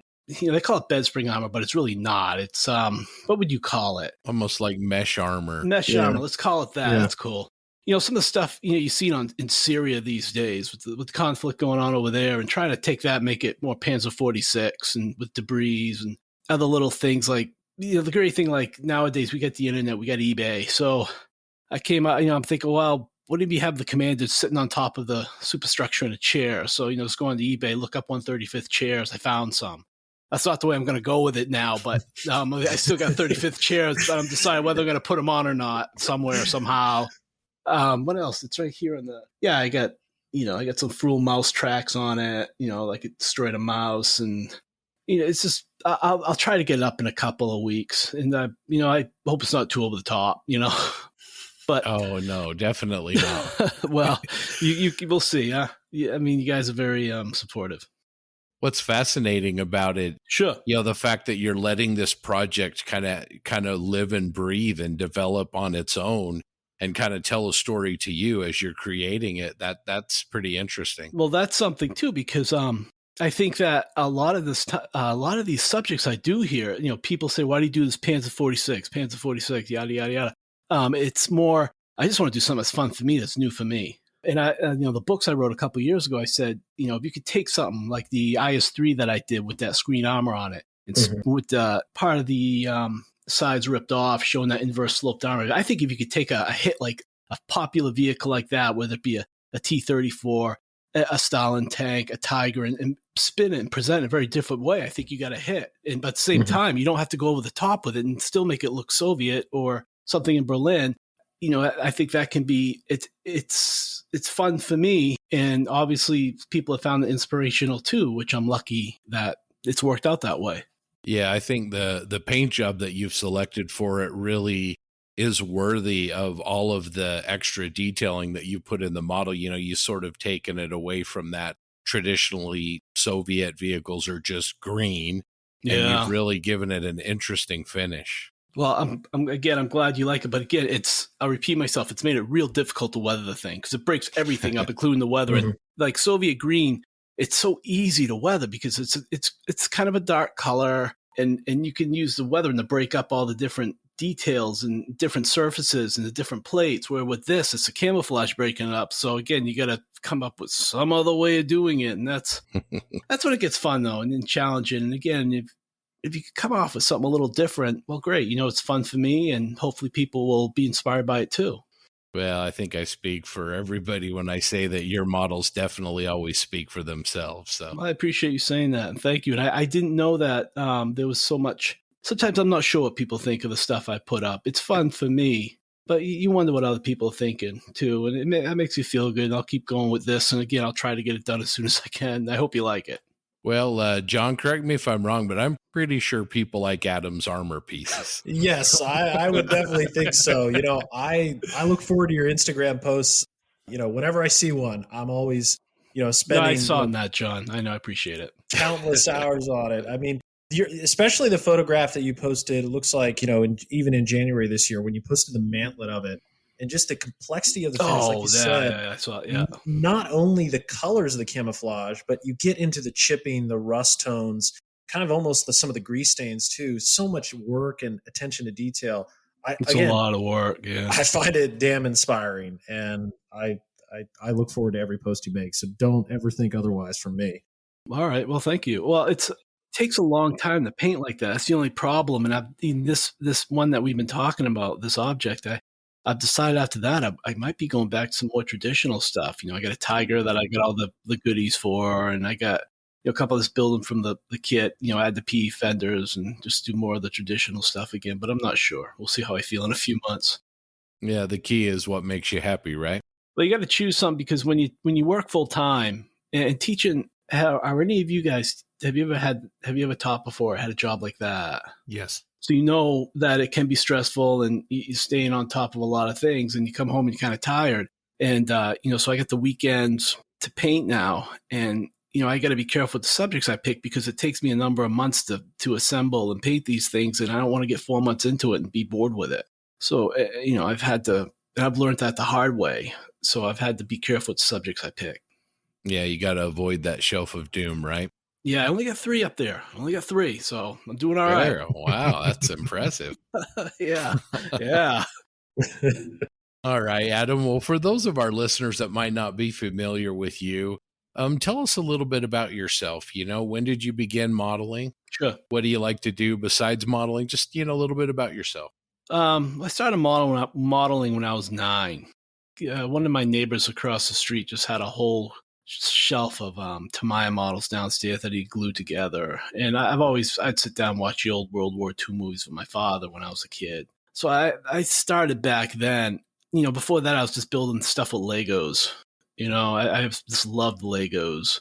And as I got, older in high school, I started playing an instrument instead. And then I went, come my second year of college, a hobby shop opened up in my town. And I went in and, I just started building armor again. He had shelves of armor, and he was an armor guy too, the owner of the shop. So he really worked a lot with me and helped me out.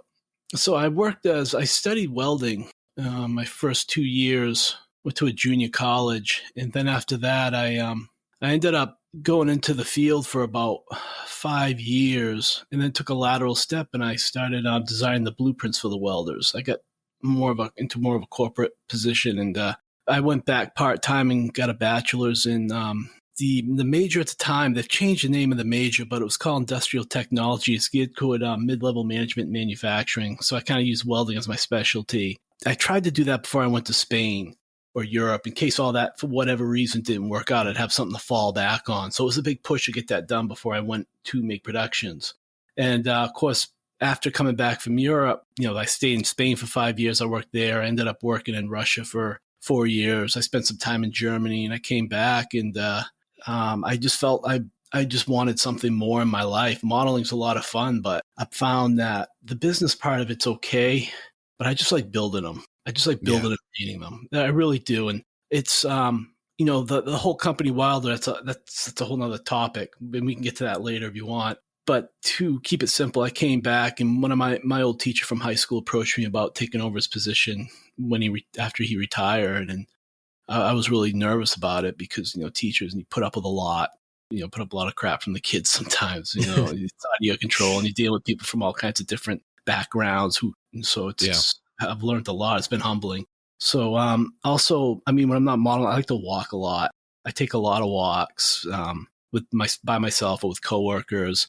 I spend time with my fiance. We watch a lot of movies. She studied film. So it's every time we get done watch something, she can explain. This is the whole synopsis. Is that the right way to say it? Yeah. So it's really fun with her on that. And so, things are good. We just got a house. No, I'm thinking of going back to grad school within probably a year. I need that to keep my teaching certification. So that's me outside of modeling. If I didn't talk too much. No. It sounds like learning and teaching is something that you have a passion for. Do you think your students know what you do as far as the modeling and your kind of reputation out in the modeling community? Well, the first few years they did, but I don't talk about it much in the classroom. I'm more or less just there to teach a trade, and sometimes it comes up and I say, if you go on the Amazon, just do a search here, blah, blah, blah. And they're pretty surprised now. But the first year, they were all really interested and they'd watch my videos on YouTube. And I was always a little embarrassed about it, but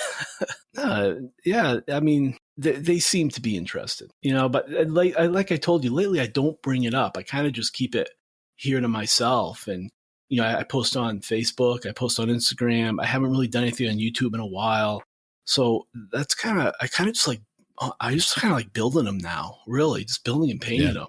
That's initially what it was for me. That's all it meant, Speaking of kind of teaching and the hobby and everything, your serial videos on the KV1 are still, as far as step-by-step building videos go, one of the most amazing, video series out there. A lot of people talk about that. How do you think your passion for learning and teaching maybe informs your modeling, but also how you share that modeling with other people? I don't know. It's an interesting question. I never really looked at it like that. I just, I've never been afraid of the camera with the modeling because I've worked with 3 different people. Yes, I've had 3 different people film me. And one of them said that he was surprised that the camera didn't bother me. And which surprised me because I never really looked at it that way. I just figured I was lucky enough to have the opportunity to show what I was doing to people. And I tried to, it's interesting because you got it when you making videos and you're painting a model, you got to think, okay, we got to film this part, and this part, edit it. And then while the guy I was working with would edit it, that would give me the next day to finish all the chipping, for example. I just wanted to make it as clear as I could. And I was lucky that the person working with me who did all the editing had a great knack for angles and how to edit it in a way where it would switch between angles on a regular basis. And you can only really do, if you're filming by yourself, that's hard to do that. And that's why I've been reluctant to do it by myself, because it's just when you have a person with you who's got a bunch of cameras set up and he knows what he's doing, it just adds so much more to it than when you got a static camera hitting it from one angle. And again, it comes, if I were to, like people have asked me now to just work on them by myself, work on videos, do something like some of these other people are doing right now that have had a lot of success with it. It's just, that means I have to learn the software. I have to film myself. Then I have to spend time, putting it together, edit it. I got to voice it and, add all the graphics. And again, it's just going to reduce my modeling time. So it's been a, this goes through my mind a lot, and it's been a hard decision, but I think I'm just happy with like what I said, with social media, putting stuff on there. And if I could find someone to film with me again during one of the summer breaks or something, I'd maybe consider it. If I lived closer, I'd volunteer. I'm sure you'd be great. I know. I'm sure you'd be great. It's a drive from Pittsburgh. It'd be quite a commute, huh? Yeah. Yeah, I know, huh? But that's kind of where I am right now. And who knows, in a couple months from now, everything could change. But that's how I feel now. If that answers your question. Yeah, it definitely does. Well, All obviously your passion for the hobby is, doing the hobby itself. Yeah. But when you were in Spain and in Russia, obviously those were different experiences. A lot different. What did you enjoy about maybe the product development process and interacting with other modelers internationally? Well, in Spain, I did a lot of the painting for the box art, and I came up with a lot of the products too. I had mixed colors, and I was lucky. There was a lot of talented people in there, and I seemed to fit in pretty good. The product development, I'd always go in there and try to get it all out of the way, because like with working with Make Productions, we had to have new releases roughly every 3 months, which I agree, that's something that certainly did work.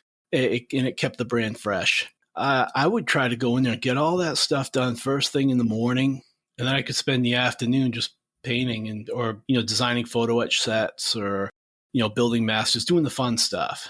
Does that make sense? Oh yeah, absolutely. Yeah, because painting, mixing colors, it's not that difficult. It's really not.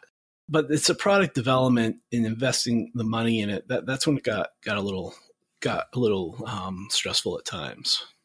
Yeah, more of a business kind of rather than a hobby. Yeah, but it was cool. You talk to a lot of different people, and I'd come in the morning, and I'd open the place up for everybody.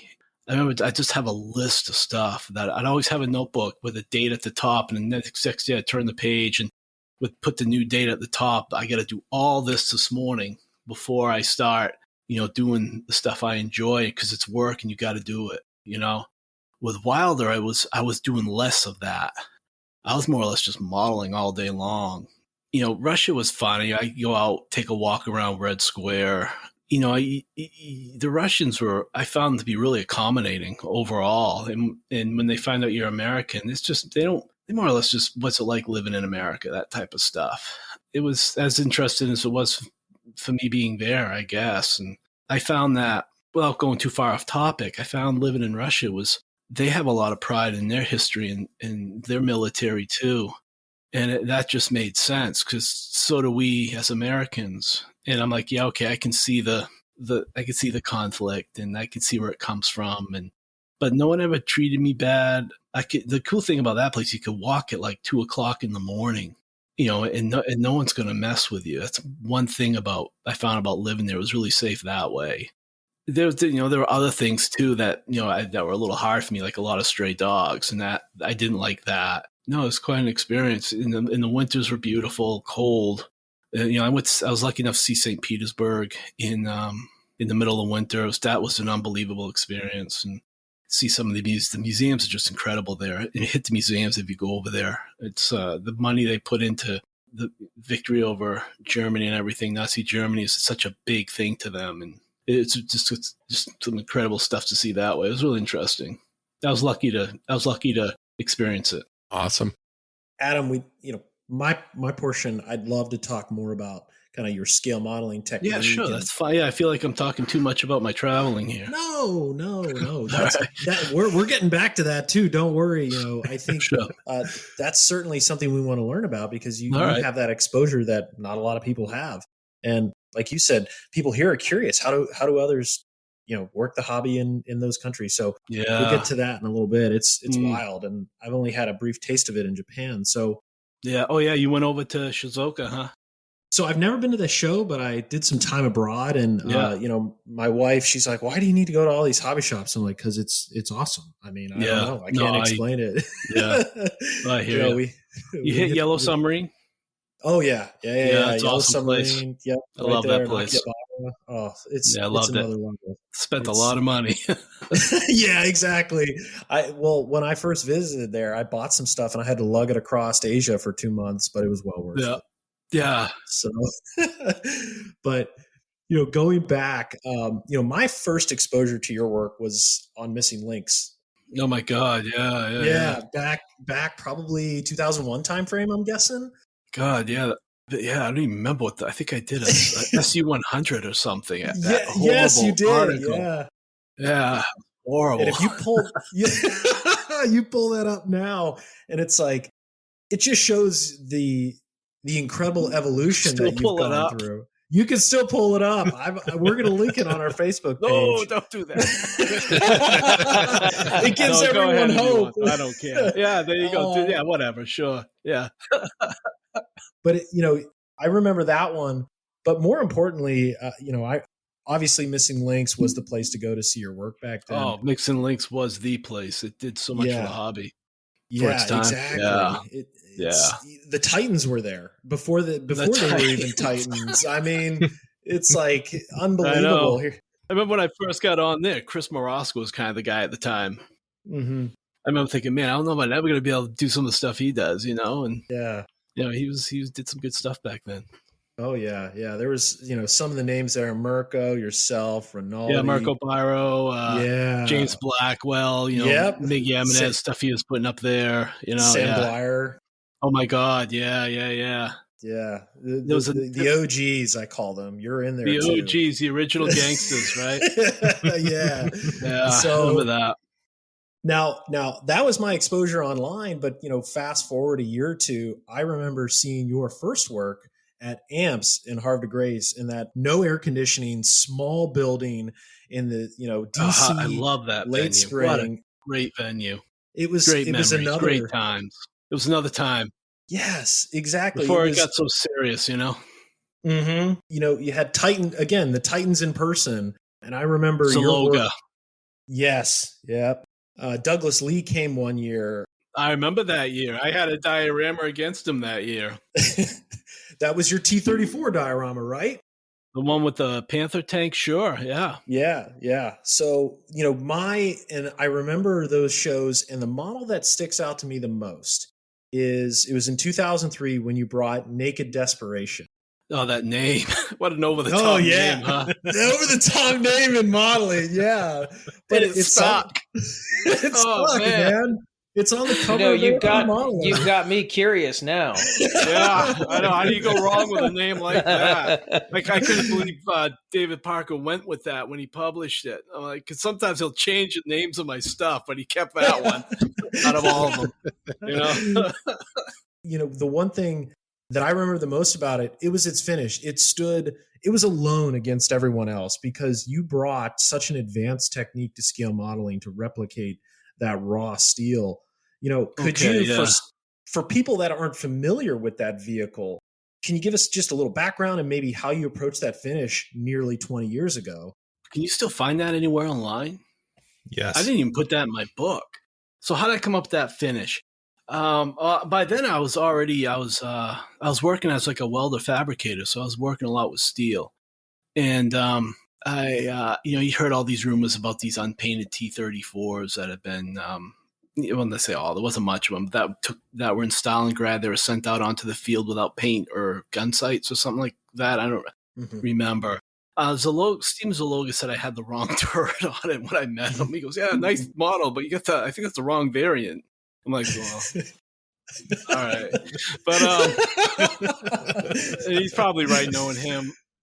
So I just I'd seen it done a few times, like in Fine Scale Model or some guy did it, and it's always that. I just remember that if you work with steel, what's beautiful about it is the rust patterns. The sky's the limit, and every piece of steel you put in something can have a different hue, a different tone of gray, a different rust pattern. Some of them might be clean. Some of them could have dust on it from the welding. Some of them just could be dirty because they've been sitting outside.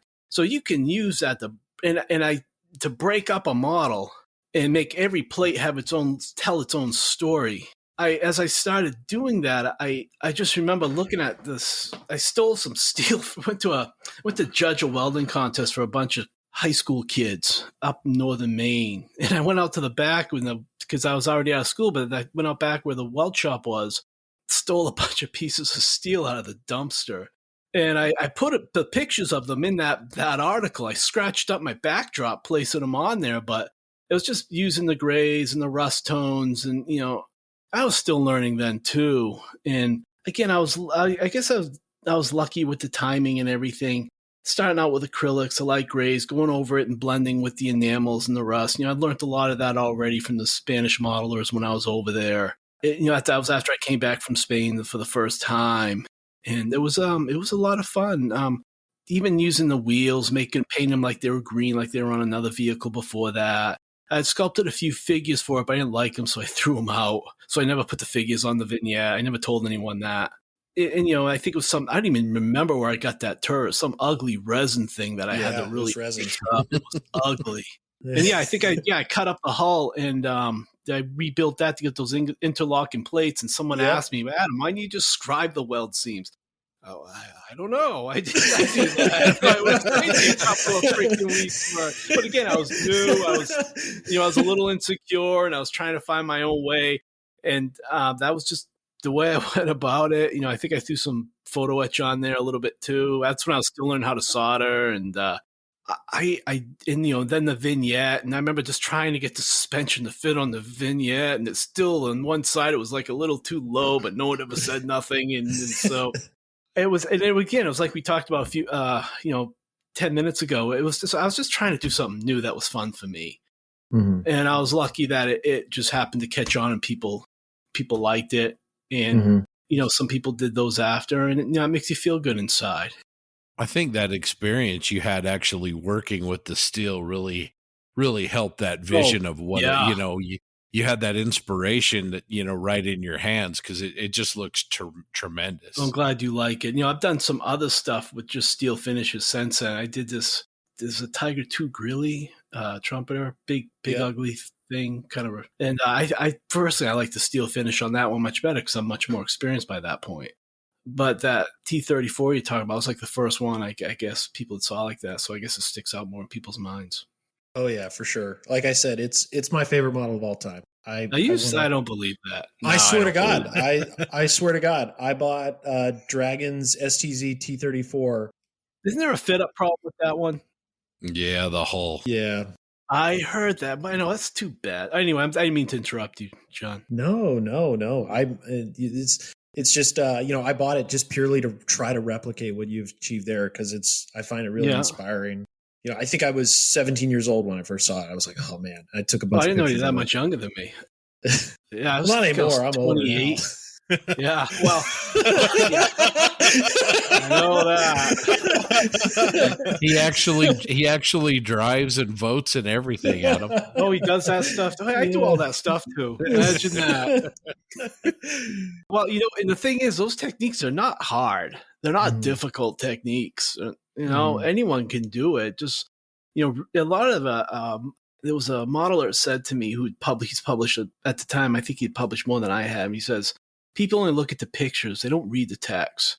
And now these days we got YouTube videos, so it's all right there in front of you. But before that, if people just read the text, it's not, none of these tricks are hard. And if you frig up, you can just go back over them you can go back and forth with the techniques until you get what you're looking for. If that makes any sense. If your chipping's too overdone, well, why don't you go back over a little bit with the base coat? And then, you want to be a perfectionist that way. You can't mess up. You just got to relax and be creative. No, for sure. And maybe just the end of the note on the T-34. Yeah. Do you still have it, or is it in someone's collection? I gave it to someone as a gift. All right. Okay. Because he had done a lot of work with amps. And then I later found out from someone that he saw it for sale on eBay. Oh, man. So then, listen, it gets better. And then and then there was I don't know, 6 months or a year after I heard that, a guy goes, yeah, someone puts a picture on, here's my Adam Wilder model. I'm so lucky to have this. And it was that model, that vignette. Oh, my gosh. And I just wrote, hey, hey, that's great. I'm glad you like it. Because he doesn't know. But that was given to someone as a gift. And he turned around and went on eBay. And like, oh, man. Now I don't give them away anymore. I just sell them. Yeah. Yeah, but it's how it is.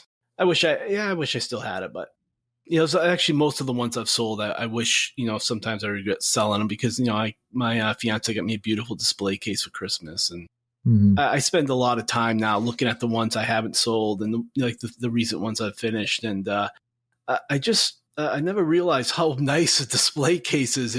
So you can sit there when after work, if you just relax having a beer or something, and you just sit there and look at what you've done. And I like to do this. And I like to build one of these and have one of those. And they're really nice. Get display cases, people. Get good ones that display work so you can look at it, because that's why we build them. They're for us, right? Exactly. That's a pro tip there, kids.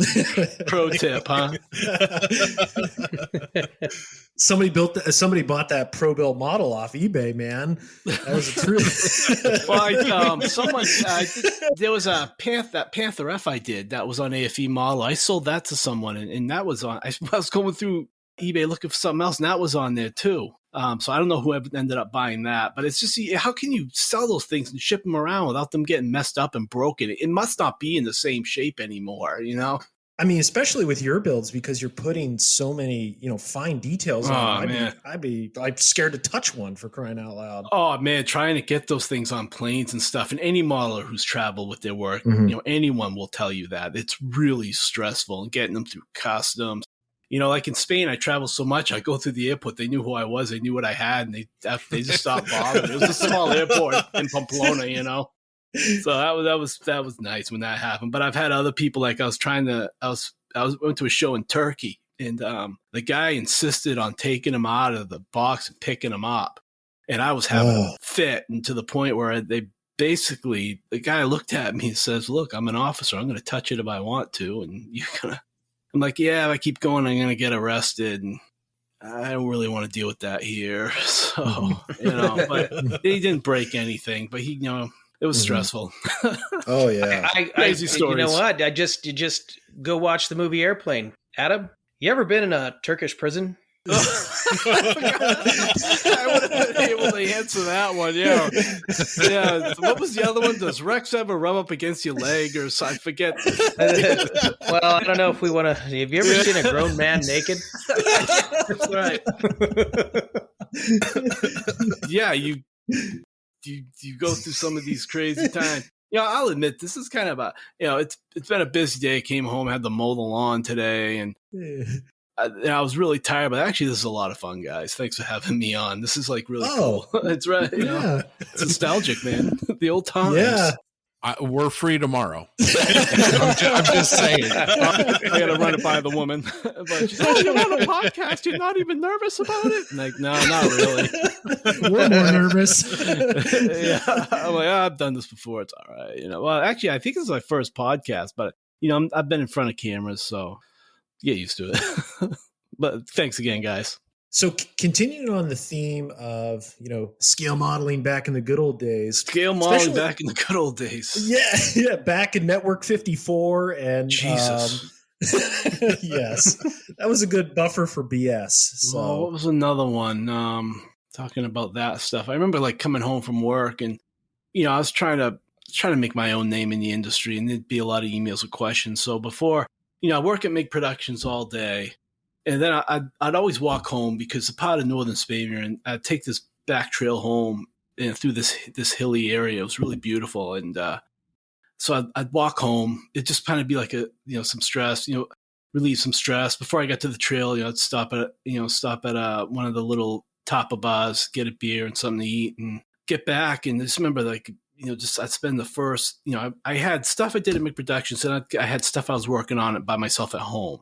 But before I got home, I had all these emails from being on that, what was it, Network 54, that Missing Links thing?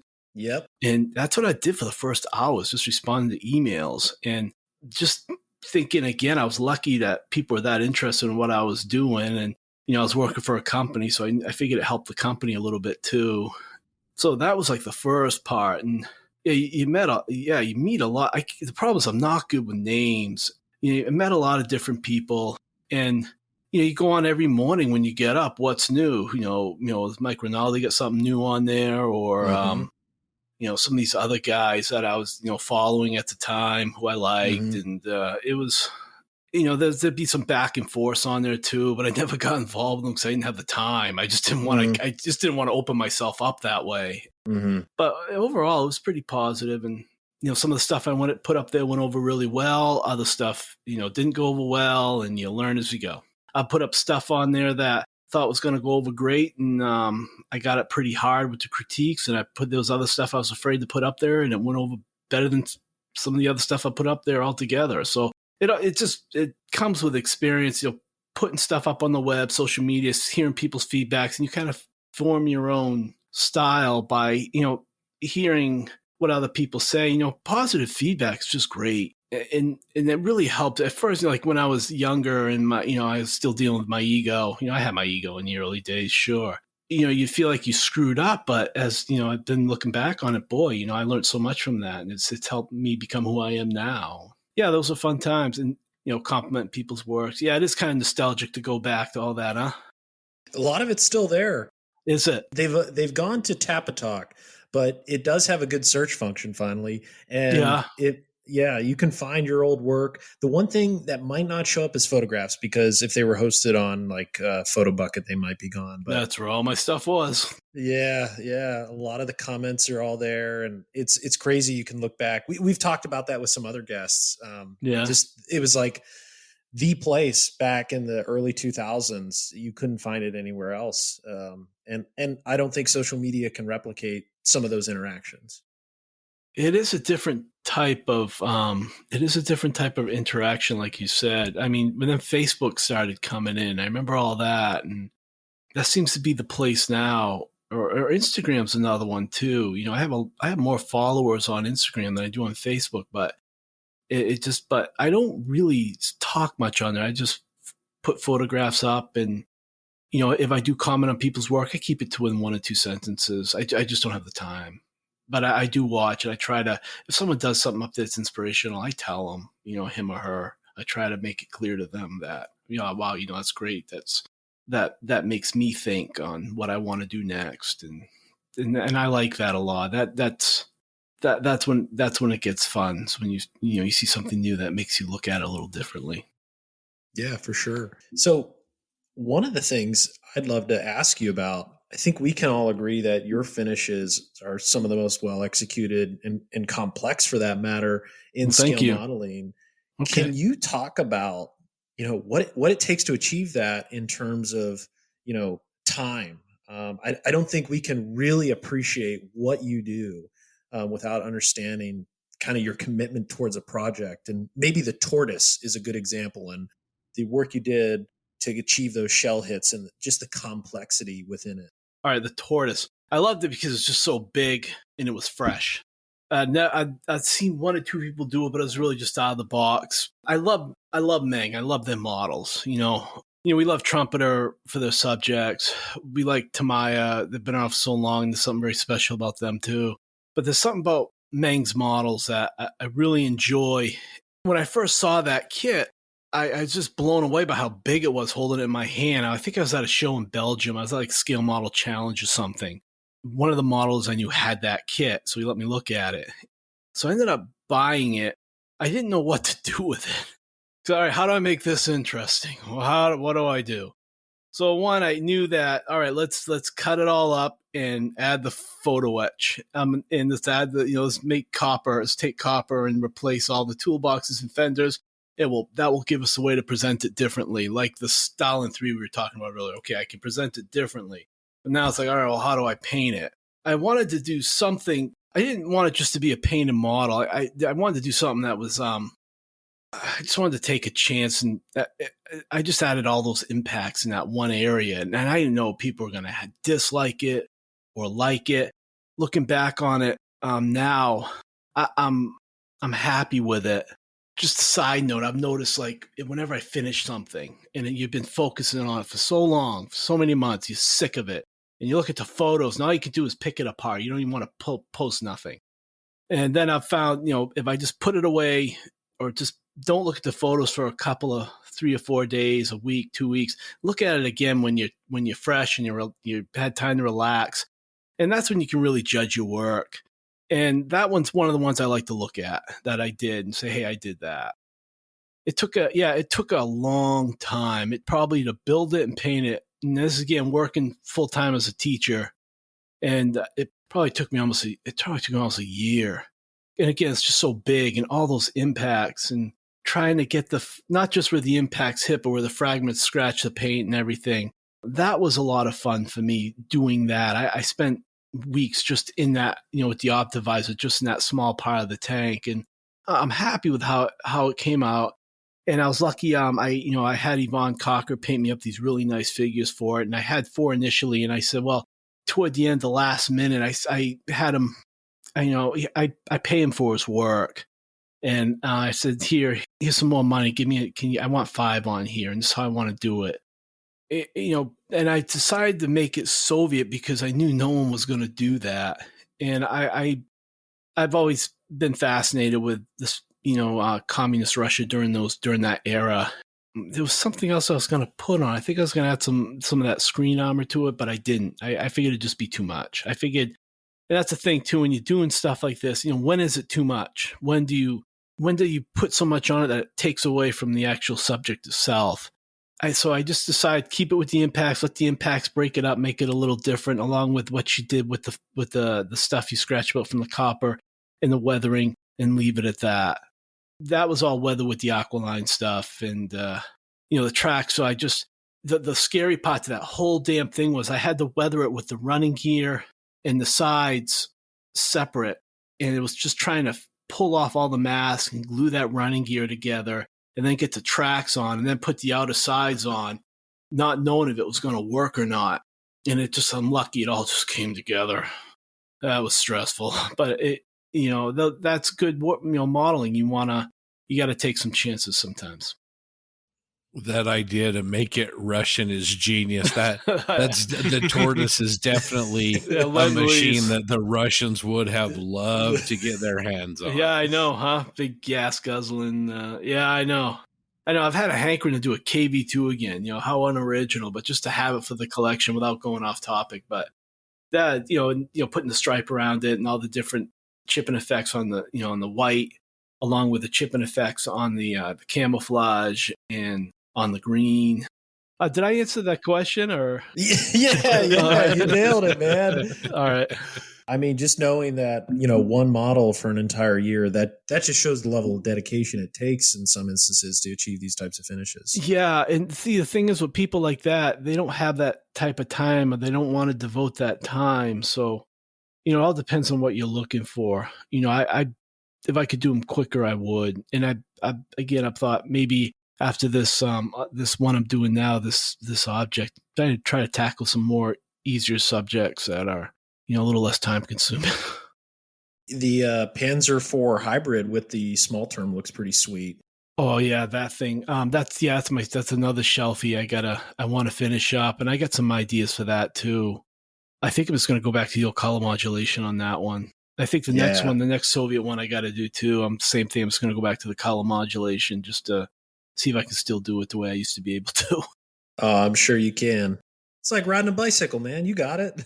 Yeah, it's like that's why I say to my students about some of the welding techniques. It's a pain in the ass. You're having a hard time. You're getting frustrated. The high school kids. But once you get it, no one can take it from you. You'll always have it. And if you're in a bind, you need money, it's not a bad trade. So continuing on that, we talk about your complex finishes. Sure. Maybe discuss, for people like myself, I don't even know if I could achieve something like that because you're so dedicated and I would say disciplined on a project. What keeps you motivated, like throughout that tortoise build to keep what a lot of it is, honestly, is just being part of the modeling community, having something new to put up, get involved in discussions, that's a lot of it. Like I went through a phase where I was doing a lot of online game and I was playing World of Tanks a lot. I got to this point where it's like, I'm not really, my stats are average. Why am I wasting my time with this? I get nothing from it after. So I stopped that months ago and I just do modeling now in my spare time. I'm lucky. I have a great group of colleagues at work, supportive teachers, and the students the past few years have been great, but this is like a whole nother part of my life that I'm also really lucky to have. And I got enough people who follow me. I can put something up there, it'll generate discussion. And again, I'm fortunate to have that. Found something I'm kind of good at. And that's fun for me at the same time. It's a good thing. So for our audience out there, kind of good means like master to all the rest of us. Just these guys are nice. I got kind of good at it, kind of. Well, I am lucky to have something like that. It's fun, and you guys asked me to be on here, and I think that's great too. So I appreciate it, and this is a lot of fun. It's kind of nostalgic. We're having a blast. Yeah, me too, man. Yeah, it's good. I'm telling you, if we could turn back time, I would go back to early 2000 AMP shows in Havre de Grace. That was, oh my God, wasn't that the time? Huh? Yeah, it was unbelievable. What a facility! The vendor room and all the stuff. That's when you waste your money on those resin kits that never fit together, but you're still excited, hoping that one kit's gonna go together. Oh, Cromwell, yeah. I still got some of those. Of course, you can get them all now in plastic. I got my first Panther F I got through Cromwell. I'm going to put this thing together someday. I want this. I got a great idea for that. And then DML released this beautiful kit. I'm like, in the trash. Yeah. And then I think Ryfield's coming out with a new Panther F that just even looks better. Yeah, it looks awesome. Yeah, that looks awesome. Yeah, that and it's funny too. They all got that funny anti-aircraft armor on the top of the turret that everyone's. That model's been done so many times now that I think in the end they won't even know who the real author is anymore, and I don't care. It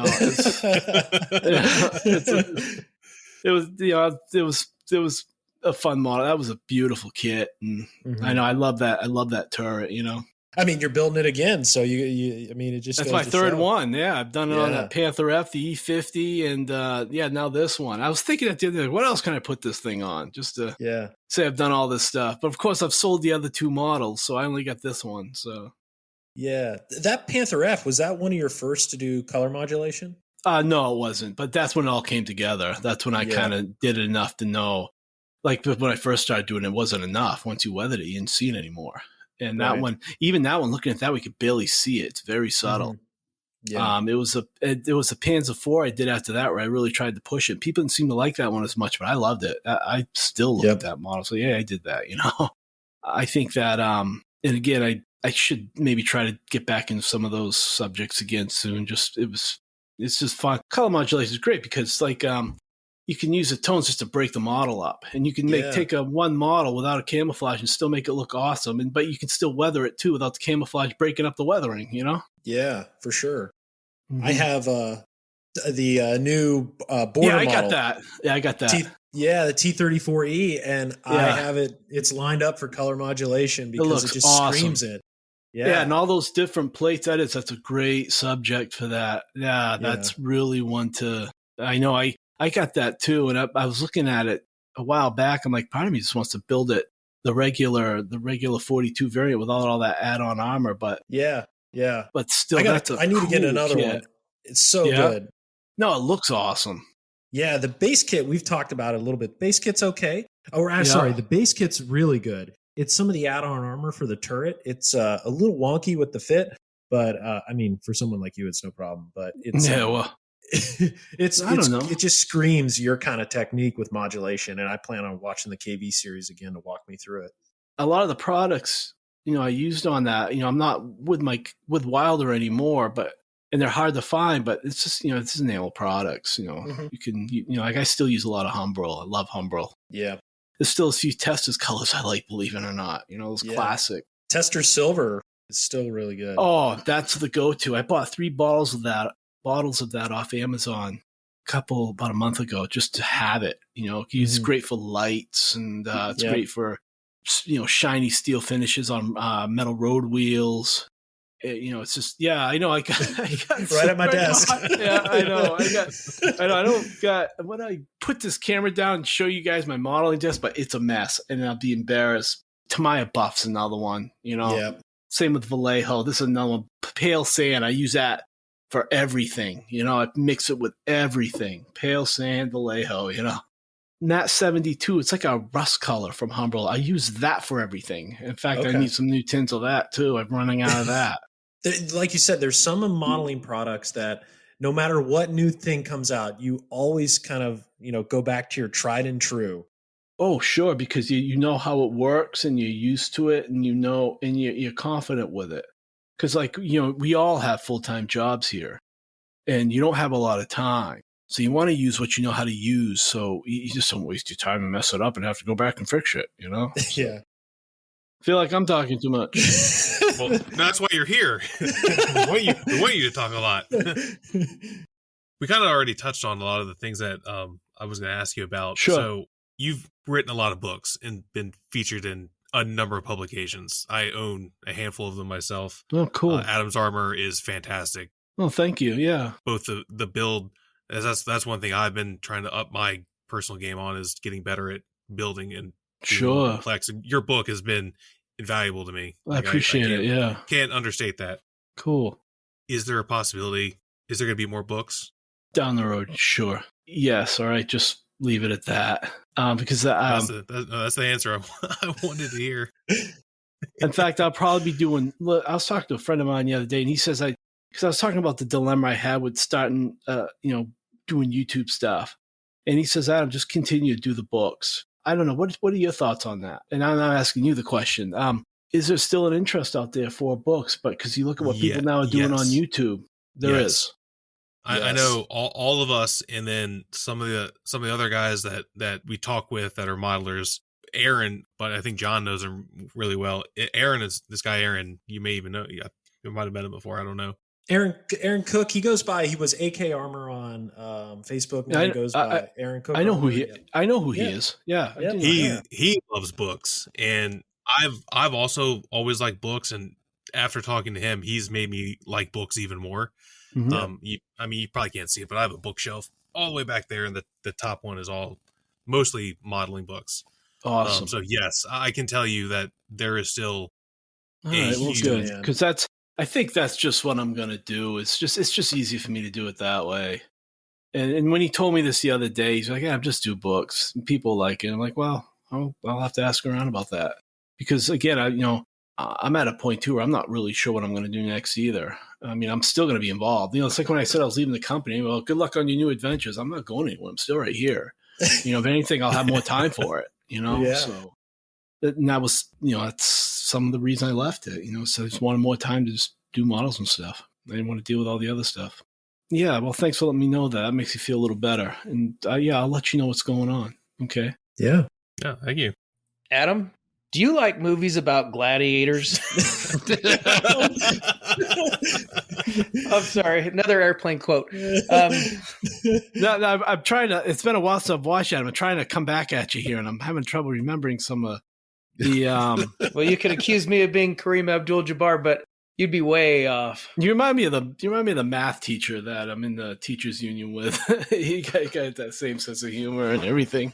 Well, let's talk about you've talked a little bit about your travels and being in other countries and stuff. Talk about modeling in those countries. So like how modeling is for say Russians. How did they is there a big market for modeling there? What do they like to model? Tell us a little bit about that. Well, the Russians, there's especially if you go around some of the if you leave Moscow and go to some of the smaller towns outside of Moscow, it's a younger crowd that I found. Like in America, it's become more of an older crowd, where in Russia, you still got a lot of kids coming into it. And they're very quiet. It's all, modelers are kind of their own group. They're very patriotic about, like over there, if you were in the military and you commanded a tank or something, it's like a big honor. A lot of T-34s, a lot of stuff like that, a lot of the modern stuff. And I found, like, again, the Russian modelers altogether are pretty quiet. And when they find out you're an American, one, if they can't speak English, they try to find a translator. So I'm always talking between a Russian who can speak English and Russian and trying to answer questions. And, one guy I met over there, a little older than me, we both had uncles that were in Vietnam. His uncle flew a MiG fighter, and my uncle was, if I remember, he was in charge of like a platoon, and he was injured. But that was interesting, like talking like some of the stories his uncle told him. And, my uncle didn't talk about it much, but the little stories he did tell me, I was able to talk with him about it. And I thought that was interesting. They always got, the big shows, you'll see military vehicles there. And that, I always like that. It's not, the shows in Europe that I've been to, Scale Model Challenge, or I think of another one, AMT Torrent. You remember Euro Militaire back in the day. It's always so well lit, and the facilities are really nice. And there's a sense of class to it in Europe that I hadn't seen in other countries, with just how the facilities, the venues are set up. It was really something. So, the European shows are always the really competitive, interesting ones to hit. And then there was Japan, but that was a long time ago now. I don't even remember how old I was. I must have been 28 when I went over there. Way back. The same thing. How can I explain it? I've been feeling kind of small a little bit. First time I went to Japan, first day I got there, I was really dealing with, what's it called when you're, not travel shock. What do they call that? Culture shock. Culture shock. Boy, I just wanted to break down, start crying, and they were treating me really nice, and it was really beautiful area I was in, but it took me a while to get used to it. I think I was just tired, because you're dealing with this, you're dealing with such a different, such a time difference. It's like when I went to China, those times too, over there, you're dealing with, 12-hour time difference. It just weighs on you. And of course, Japan was, Shizuoka was really something. What I remember the most about Japan was, like Yellow Submarine, the hobby shops, and, being in Tokyo at night, especially in the new, what do they call it, the camera district or something? Does that Akihabara, Tech Town. Yeah, walking through that at night. And, Shizuoka was great too. It was a really good show. They don't compete over there. You knew that, right? They just display, which I think is great. It takes sometimes taking the competitiveness out of it. Sometimes that's a good thing too. The shows in Spain were nice. I miss Havre de Grace, like you said. That was a beautiful show here. And if you can get over some of these different shows in different parts of the world, now that we're finally, seems like this coronavirus thing is starting to kind of come down a bit, you just got to go to them. Scale Model Challenge is one to hit. That's a great one. AMT is a great one. Great venue. It's always sunny and warm. Shizuoka, go there to experience that too. I just remember thinking when I was there, like, man, if I get lost here, no one's ever going to find me again. I didn't know any Japanese. And I remember feeling so underdressed. And after that, I was really careful. Like, okay, if I'm going to some other country, I'm going to dress for it. It's like when I went to China, I wore a red shirt the day of the show, and I put some thought into that. And China was great. That was a big, going there, they got the music blaring. It was big, like big arena. They really did. China's a really impressive country too to go to. That was another one where I felt kind of small, but it was, I think I've been there twice now. And there was this show I went to Malaysia like a year ago, and people were really nice, and I was lucky I was able to see all this stuff. When I was still pretty young and I could do it. And a lot of it, I think too, is if you're a good musician, or if you're just a good modeler, or if you're a good writer, a lot of it's timing, I think. When you come up, who's around you, who you're influenced by. I think that plays a big part of it too. Because if I were to come into the game now, would I still be able to do everything I did? Probably not. I think I came in at a good time. I was lucky that way, if that makes any sense. Absolutely. Well, speaking about shows, is there any chance that we're going to see you maybe at IPMS Nationals in Las Vegas? That's in Vegas, huh? Oh, Catherine would love that. I was just in Vegas a couple of years ago too. I don't know. After Malaysia, I wanted to take a break from the shows for a while. There's an AMP show coming up down south. I think it's Georgia. Is it Georgia? I've been invited to. They've asked if I'm going to that, and I don't think I'm going to. I think when summer gets here, I'm gonna just try to finish some projects I got going with modeling and just focus on that. I'm lucky that I still got people inviting me to these different events because they're always a lot of fun. At the IPMS, I don't think I'm going to be hitting this one, but down the road, sure. I'd love to hit one of those shows again. Those are always really well run too. The venues are really nice and they set them up well.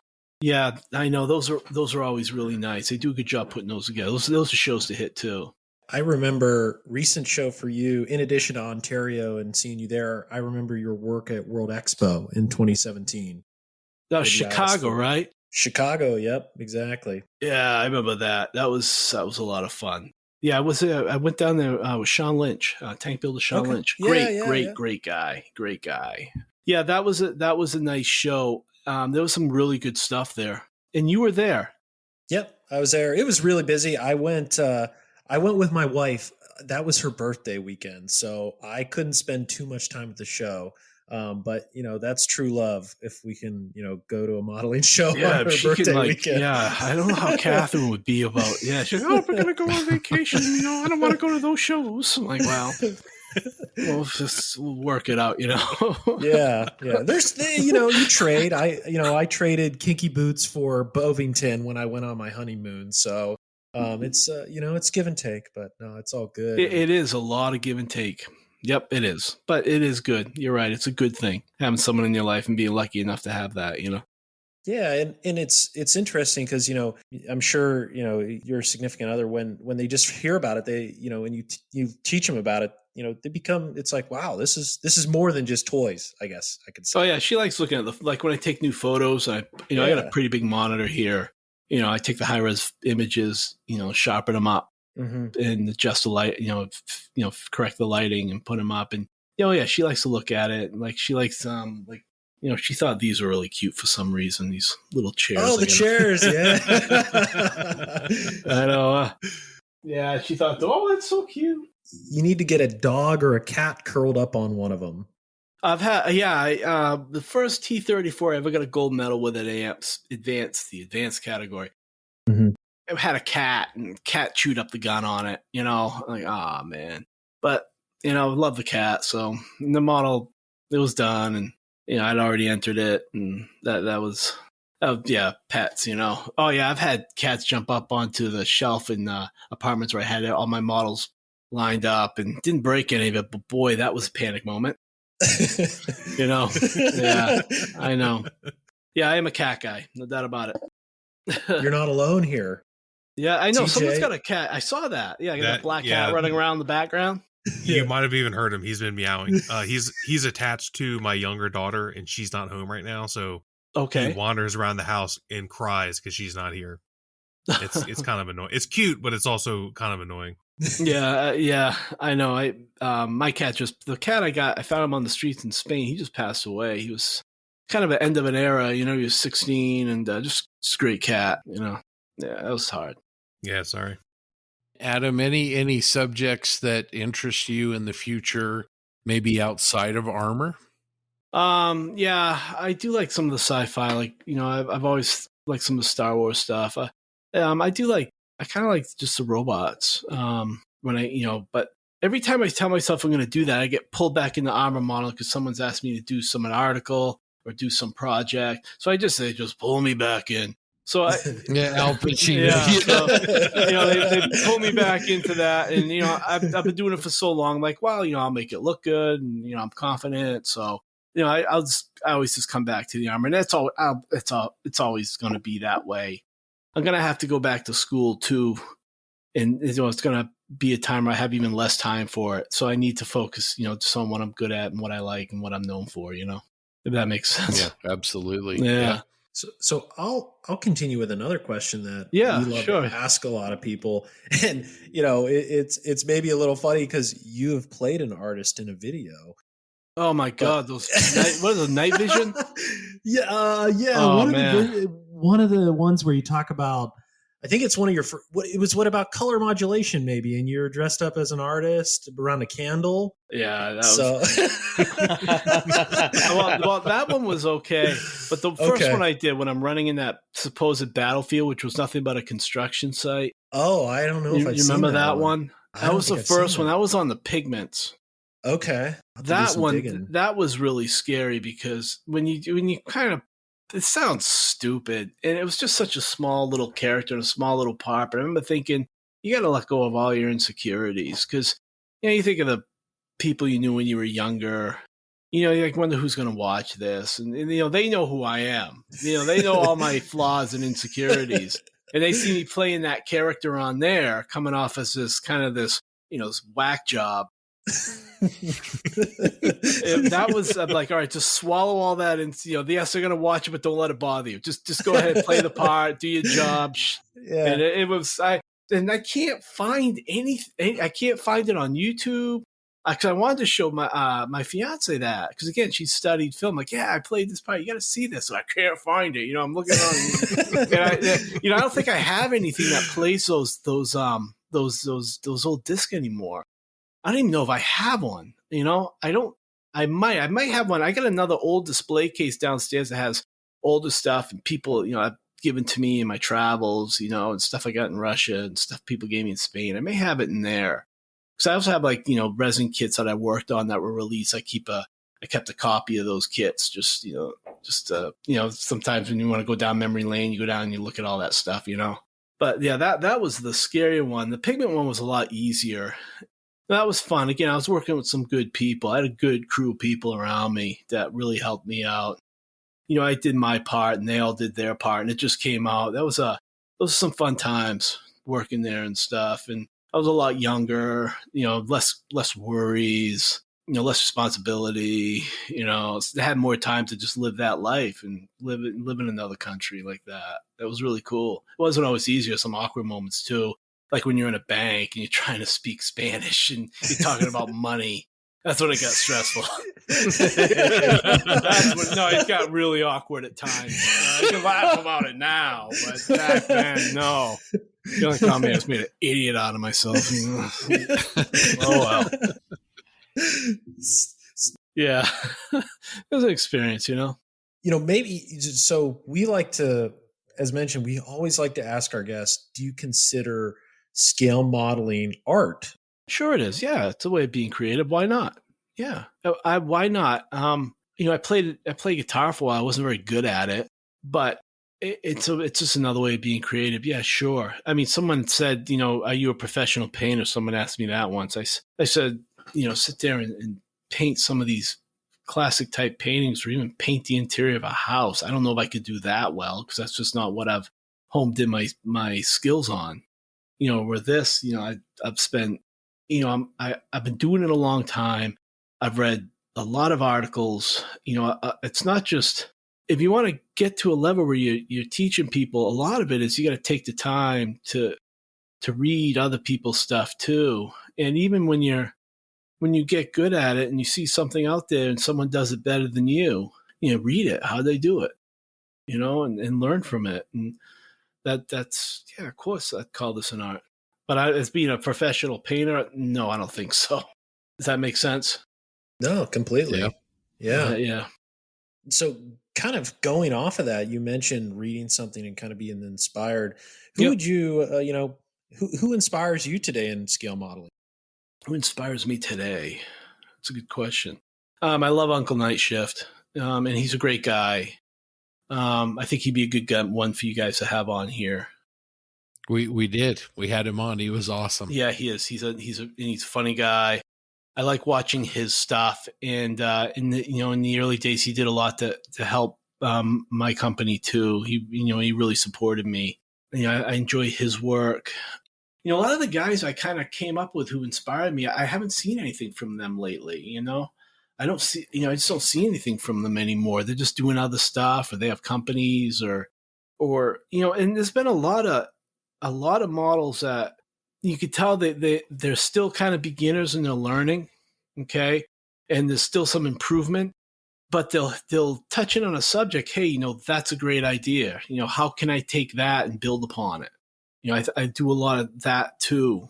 Looking at stuff. What can I, that's what I used to do at the hobby shows. I'd look at models that I've always wanted to build that never had the time that people had entered.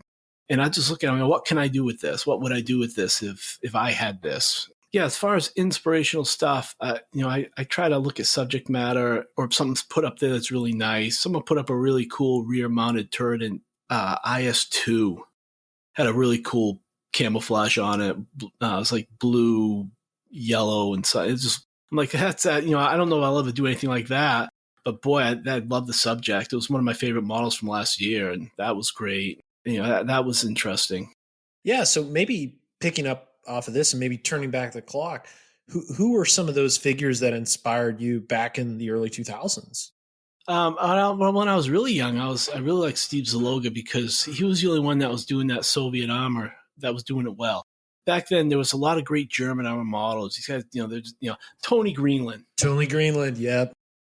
He's one of my big ones, and I loved his work, and I based my whole technique on his kind of what he was doing. But then there was Zaloga, who I liked the subjects he did coming up through, James Blackwell and the early stuff he did, Mig Jimenez, the stuff he did. I really liked his photography. I remember picking his brain about the photography. He really helped me with that. There was a lot of the stuff on Missing Links, a lot of the names you were talking about earlier, that really just, the stuff I look at now just brings me back. The E50 that Tony Greenland did, I think he did that dreaded Cromwell kit. Yes, he did. Look like he did. With the ambush scheme. Yeah, he's got something special. If he can take that kit and make something like that with it. Yeah. I remember that ambush scheme, and I remember saying, I want to build one of those. I want to do that. That's when I started really getting into that theoretical German armor and these theoretical subjects. I mean, I've been thinking about it for since my teens. It's just I thought it was a whole nother avenue you could go down and do fresh stuff that I'd never seen, and maybe other people hadn't seen, and that book he did, that was that Panzer Modeling Masterclass. Yes. I remember sitting up at a Denny's restaurant one night, all night, just reading that book, up until, I don't know how, it's like 4 a.m, just sitting there at a Denny's. Oh, that Panther 2 he has in it with the hex, like where the weird ambush circles. I know what you're talking about. Yeah. I love that. And that olive green. What a beautiful finish on that. And the beautiful key. He didn't get into the weathering in it, but he didn't have to. He was showing off the vehicles. Yes. He was showing off the vehicles. And, my early stuff, that's what I did. I was, the Panther F, I was showing off the vehicle. What's another one I did early on? What was that one, that Steyr, that Waffentrager I brought to Euro Military, that primer red one? The red so it was with the Panzer Gray turret. Right. And it wasn't Cromwell. It was that German guy, Lutz, who just passed away a couple years back. That was the new connection kit, and they put the Fruley tracks in there, and they actually went together. I'm like, that was build and paint just to show off the vehicle. Where now I'm noticing the later stuff I do, I should probably be putting it on vignettes. But boy, if I start adding vignettes to this stuff, then I'm never gonna get anything done. So it's trying to just bring them to life, tell a story. It's not just showing off the vehicle anymore. I've found my latest stuff is trying to tell a story with it the best I can for what I got, and it is limited with figures and stuff, but that's where it's changed. And my weathering I'm found is much heavier than it was. And I look at some of the earlier stuff, I'm like, it's just way too clean. But again, I'm just showing off the model. Right. Where now it's more the weathering's heavy and I'm trying to tell a story with it. So. A good example of that maybe in looking at your evolution. I remember the first T-30 485 you did. when you had Berlin? it alone. Yeah, exactly. Yeah, I remember that one. It looked, and you look, so I have that in my mind, and I remember seeing that in amps. And then The pea green one. The pea green one. Yeah, exactly. The one that you put in the diorama coming over the factory scene. Yes. So that, I remember the pea green one, and it was before you got into color modulation, and then fast forward to now, and you did the T3485 with the Mark IV mesh side skirts on it. Oh, I did that in Moscow. Yep. So looking at your style and that evolution, it's just much more crazy. Weathering, heavier weathering, and exactly. Yeah, that's another one I regret selling. Yeah, I that's if you go as modelers and we go back and look at pictures of our work, that's one I go to a lot and look at that one. I really enjoyed that one. That great subject, love the subject and the photo etch. I've always loved Aber photo etch. I've used it for so long and it goes together so well. Some of the stuff, you compare it to Voyager. Voyager, some of the tool clamps and stuff are a little more to scale, but they're a little more smaller. Aber, they're a little bigger, so they're just a little easier to work with. And in the end, when the thing's all said and done and together, no one's going to care. No one notices. So I just find it easier to work with Aber, and they're nice people too. They've always provided me with so much stuff to use, and they're nice, and it's a good product. It seems like it's getting harder to find them, because I used to go on eBay. I still if I have some extra money and some of the kits I bought, I'm trying to buy photo etch for them. So when I get to them, I'll have everything I need. And I'm having a hard time finding KV fenders. Yeah. You can't, you can't find that stuff like you used to on eBay anymore. It's making me a little apprehensive. Now, do you guys notice that too, or is that just me? Yeah. Between the COVID pandemic, which has really affected supply chain. Yeah. And then also, it seems like those Central European countries like Freil and Aber are all moving. Yeah, they're all moving to like a direct sell model and working with distributors less and less for some reason. I don't know why. No kidding, because like the Aber website's one thing. I don't have the patience for it, Oh yeah, I just don't have the patience for it. The search function's terrible, and there's 4,000 items, and it's too bad because they have such a great product. It's a great product. That Aber's, I guess that was their dog. They named it after the dog or something. Oh, I didn't know that. I forgot who told me that. Maybe I'm wrong, but that's kind of like the rumor. Interesting. Yeah, Frugal Model's another one. This is a new one coming out now. That same thing. They have this isn't a Chinese company, but I haven't tried it yet. Sunshin? It might be. I got the tortoise tracks, but how did those go together? These are gorgeous. These are so for our listeners, I have a set of Easy 8 Sherman tracks, the steel cleat ones, and I'll just pull one of the brass pins out, but they all have brass pins, no drilling. They're amazing. Are they, how's price? Less than Frugal's. They're like $35 shipped, $40 shipped to your front door. And what's the name of it? What is the name of that? Is that our model, John? So there's a couple brands. There's our model, and then there's, I want to say it's like Xi'an or Senzian, or I apologize. I'll send you a link. Yeah, after this, send me a link. Send me a name in Facebook so I can look for them, try them out. Yeah. Have you tried Master Club tracks? Yeah, well, they look awful delicate. I've met those guys. When I was in Moscow, I went into their manufacturing facility. They're nice people. With that, they look really, I weather my tracks really hard.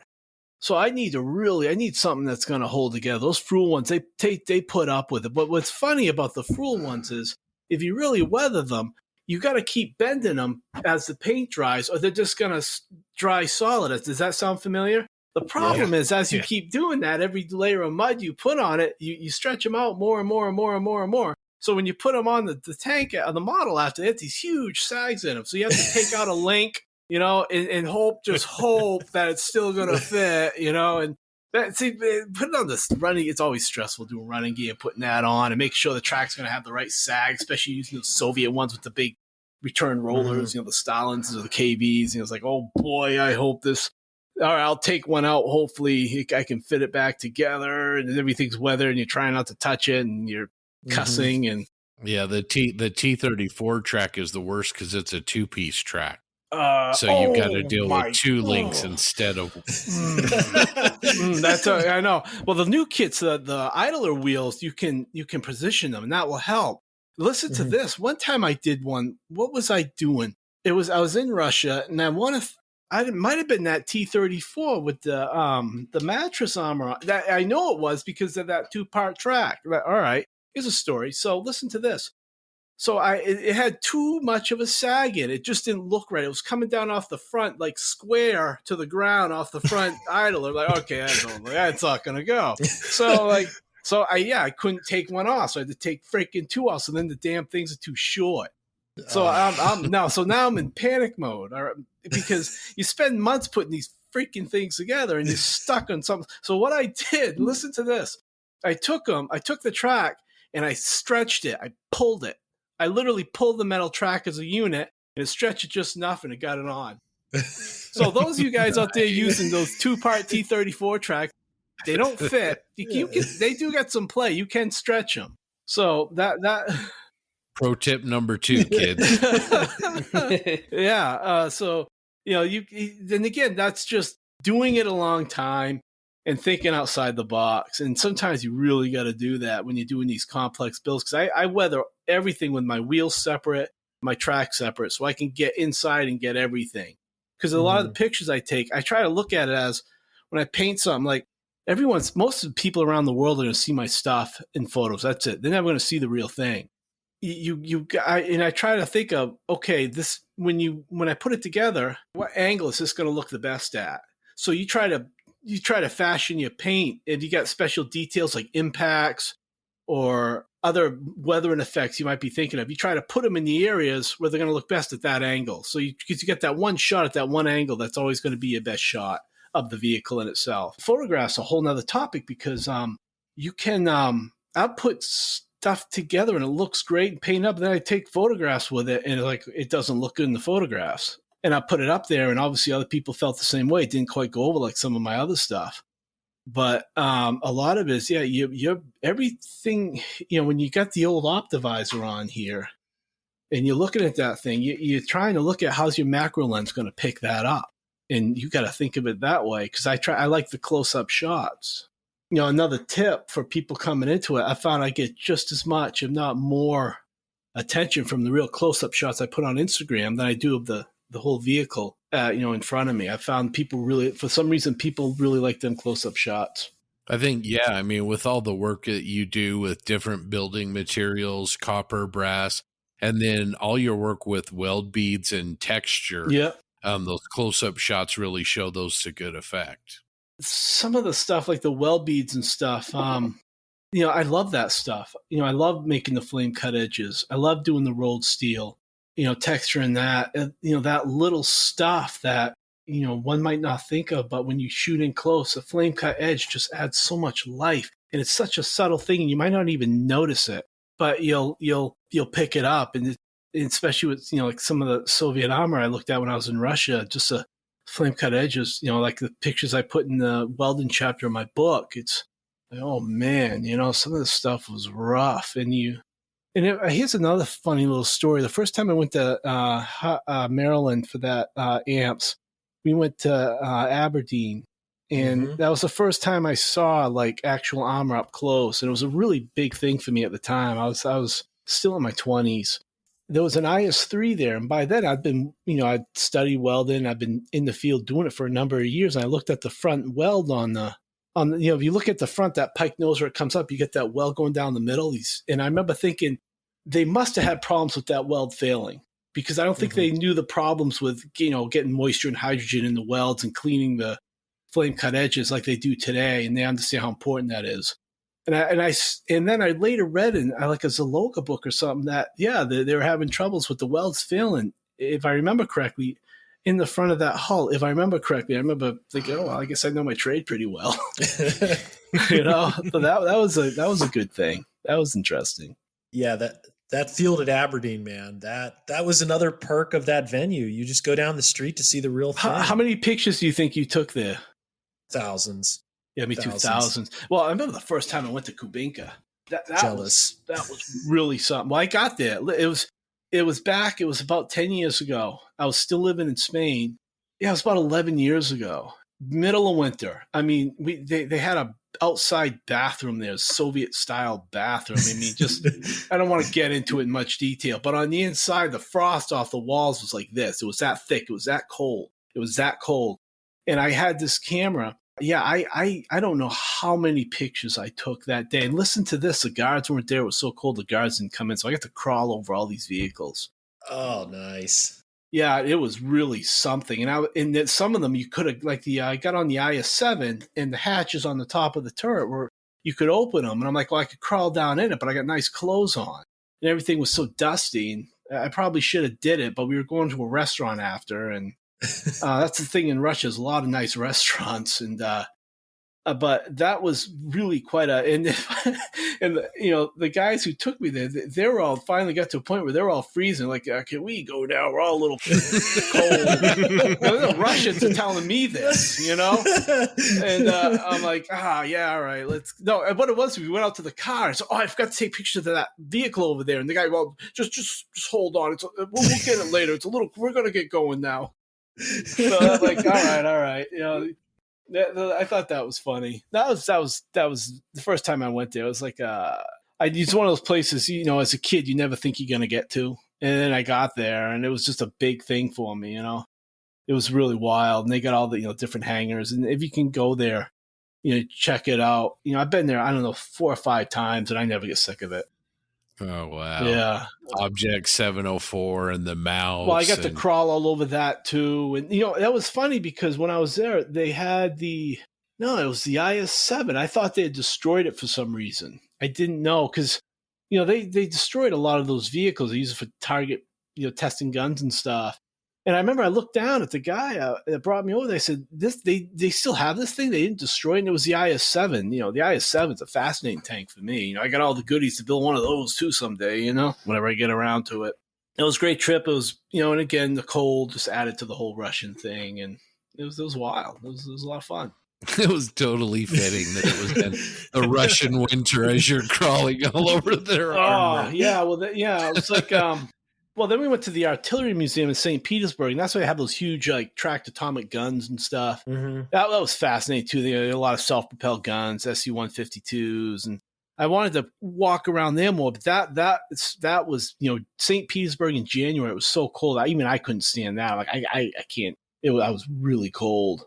St. Petersburg was quite a trip, Winter Palace with all the artwork in there. And I just didn't know that Russia had... I think just being from the West, I didn't know Russia had such an art history like they do, and it was an eye-opening thing to go over there. And I remember feeling a little ignorant before. Like, man, I just didn't realize. This is a lot of parts of Europe I've been in where I'm like, man, I didn't realize all this was here. I feel kind of stupid, not knowing. First time I went to Hungary, and Mosin's a great show. That's another great show. We talked about shows earlier. Yeah, that's really. I feel like that's turned into the new kind of Euro militaire or the show to go to in Europe. Yeah, hasn't it, huh? Yeah, I think so too. Exploded. I believe it's Giorgio. I apologize if I mispronounced his name. That sounds right. Yeah, nice guy. Super nice guy. The show chair. I mean, I had messaged him. I was hopefully going to go, last year. Sure. But he'll take care of you, find a place in town for you. He did that for us. Yeah. It's the hospitality of people within this hobby is just truly remarkable. We got something in common. We're all geeks, and we have a certain passion for something. And yeah, for sure. It is. Everyone's always really nice. Yep. Well, Adam, I wanted to ask you. I mean, you've accomplished so much. You're an author. You've done video series. You've done seminars in person. What's the thing that you've done that you're probably the most proudest when you look back at your hobby work and what contributions that you've made? Well, what are you the most proud of? The 2 books I did. Anyway, everyone keeps asking when they're going to be reprinted. I don't know. I spoke to AFE Modeler. If they need to make, to print that many books, you got to guarantee that they're going to sell because it's not worth their while to print anything less than a certain lot, from what I understood. But those were a big thing. I remember the first time I went to Russia and came back from there. Tell me when I was in high school that I'd ever go to Russia and actually see it during the Reagan years and the Cold War. I'd have never believed it. And I even got my parents to go over there and meet me when I was living there, So that was a big thing I did that. I look back like, I did that. I look back on the years in Spain. Hey, I did that. That was a lot of fun. But yeah, the books were a big thing. The YouTube videos were a lot of fun. Sometimes I feel like, I'm not as prolific as I used to be, and I never will be. I just don't have that type of time anymore. But it's great to know that even like with you guys tonight and everything, there's still an interest for what I've done, and people are asking me those types of questions. It means a lot to me, and I really appreciate it. We really definitely do appreciate it, and we appreciate your time, Adam. Thank you so much for taking the time. We've had a lot of fun. We've laughed, and it's been so much fun getting to know you and getting to know the guy that has always built those incredible armor models. Well, and thank you guys for your time. I was, to be honest with you, I was in kind of a crabby mood before I got on here. It's been a long day, but no, this is a lot of fun. I really enjoyed it. Thank you again. And I hope to talk to you all again soon. Yeah, thank you so much. Yeah, and if you see me drop something on Facebook, give me an honest opinion on it. Don't hold any punches now.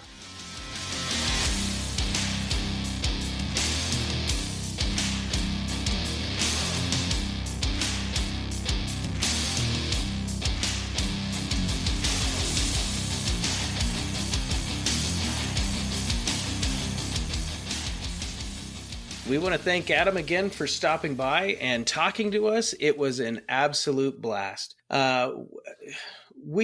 have to talk about this, guys. That was an amazing interview, and we need to go on and discuss this. And I first want to say, YouTube, he's only got 10,000 subscribers. We can do better than that.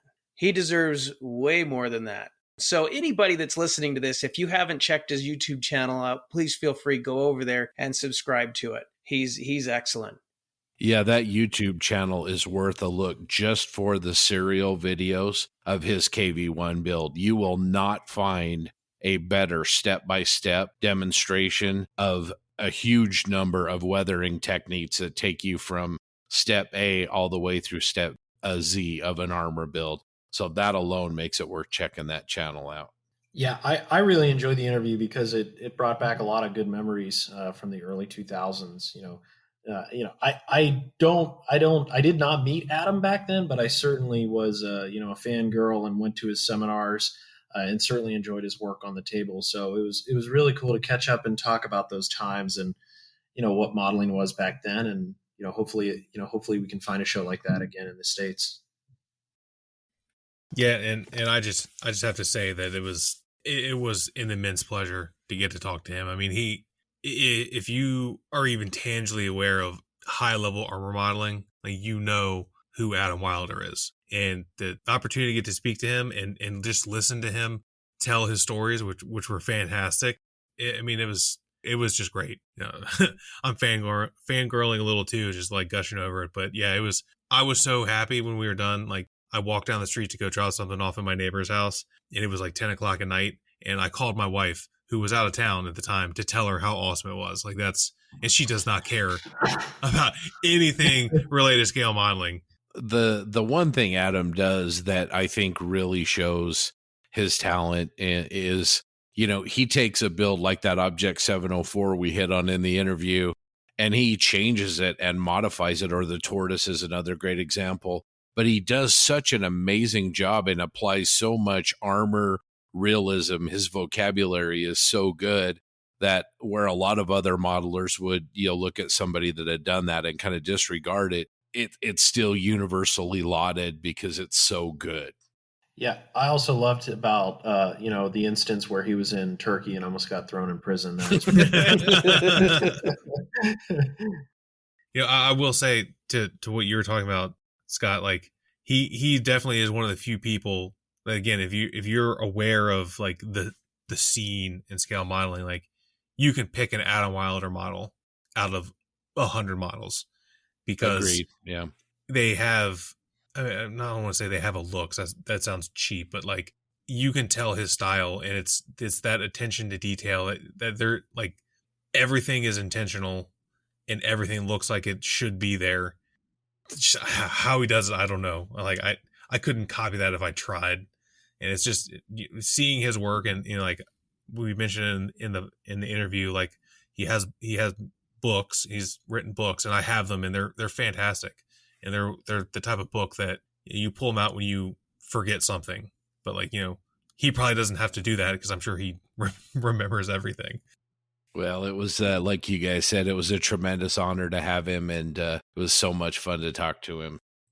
If you would like to watch Paramount Pictures Airplane, it's available for purchase or rent from Amazon and stars with Prime channels. That was good. Oh, I actually looked it up the other day so I could. Where can you watch that? Okay. Oh, dude, that's so classic. All right. Let me do a little wrap up here. Well, all right. Well, that's about it for episode 21. Thanks so much for listening. And just a reminder that you can leave us feedback about this and any other episodes of our show over at our Plastic Posse Podcast Facebook page. Or you can email us at plasticpossepodcast@gmail.com. We want to once again thank all of our supporters, and we also want to give another shout out to our sponsor, Goodman Models, makers of the awesome Super Sanding Blocks. Coming up for episode 22, make sure to join us again next time as we return to wargaming miniature painting with a featured interview with Christoph Eichhorn, aka Trevarian Miniatures, fantastic mini painter and techniques master from YouTube. So until next time, here's looking forward to another episode in 2 weeks. Take care, guys. Yeehaw! Yeehaw! Yeah, use that one. Use that one. That was much better. Use them both. Oh, they're both going in there.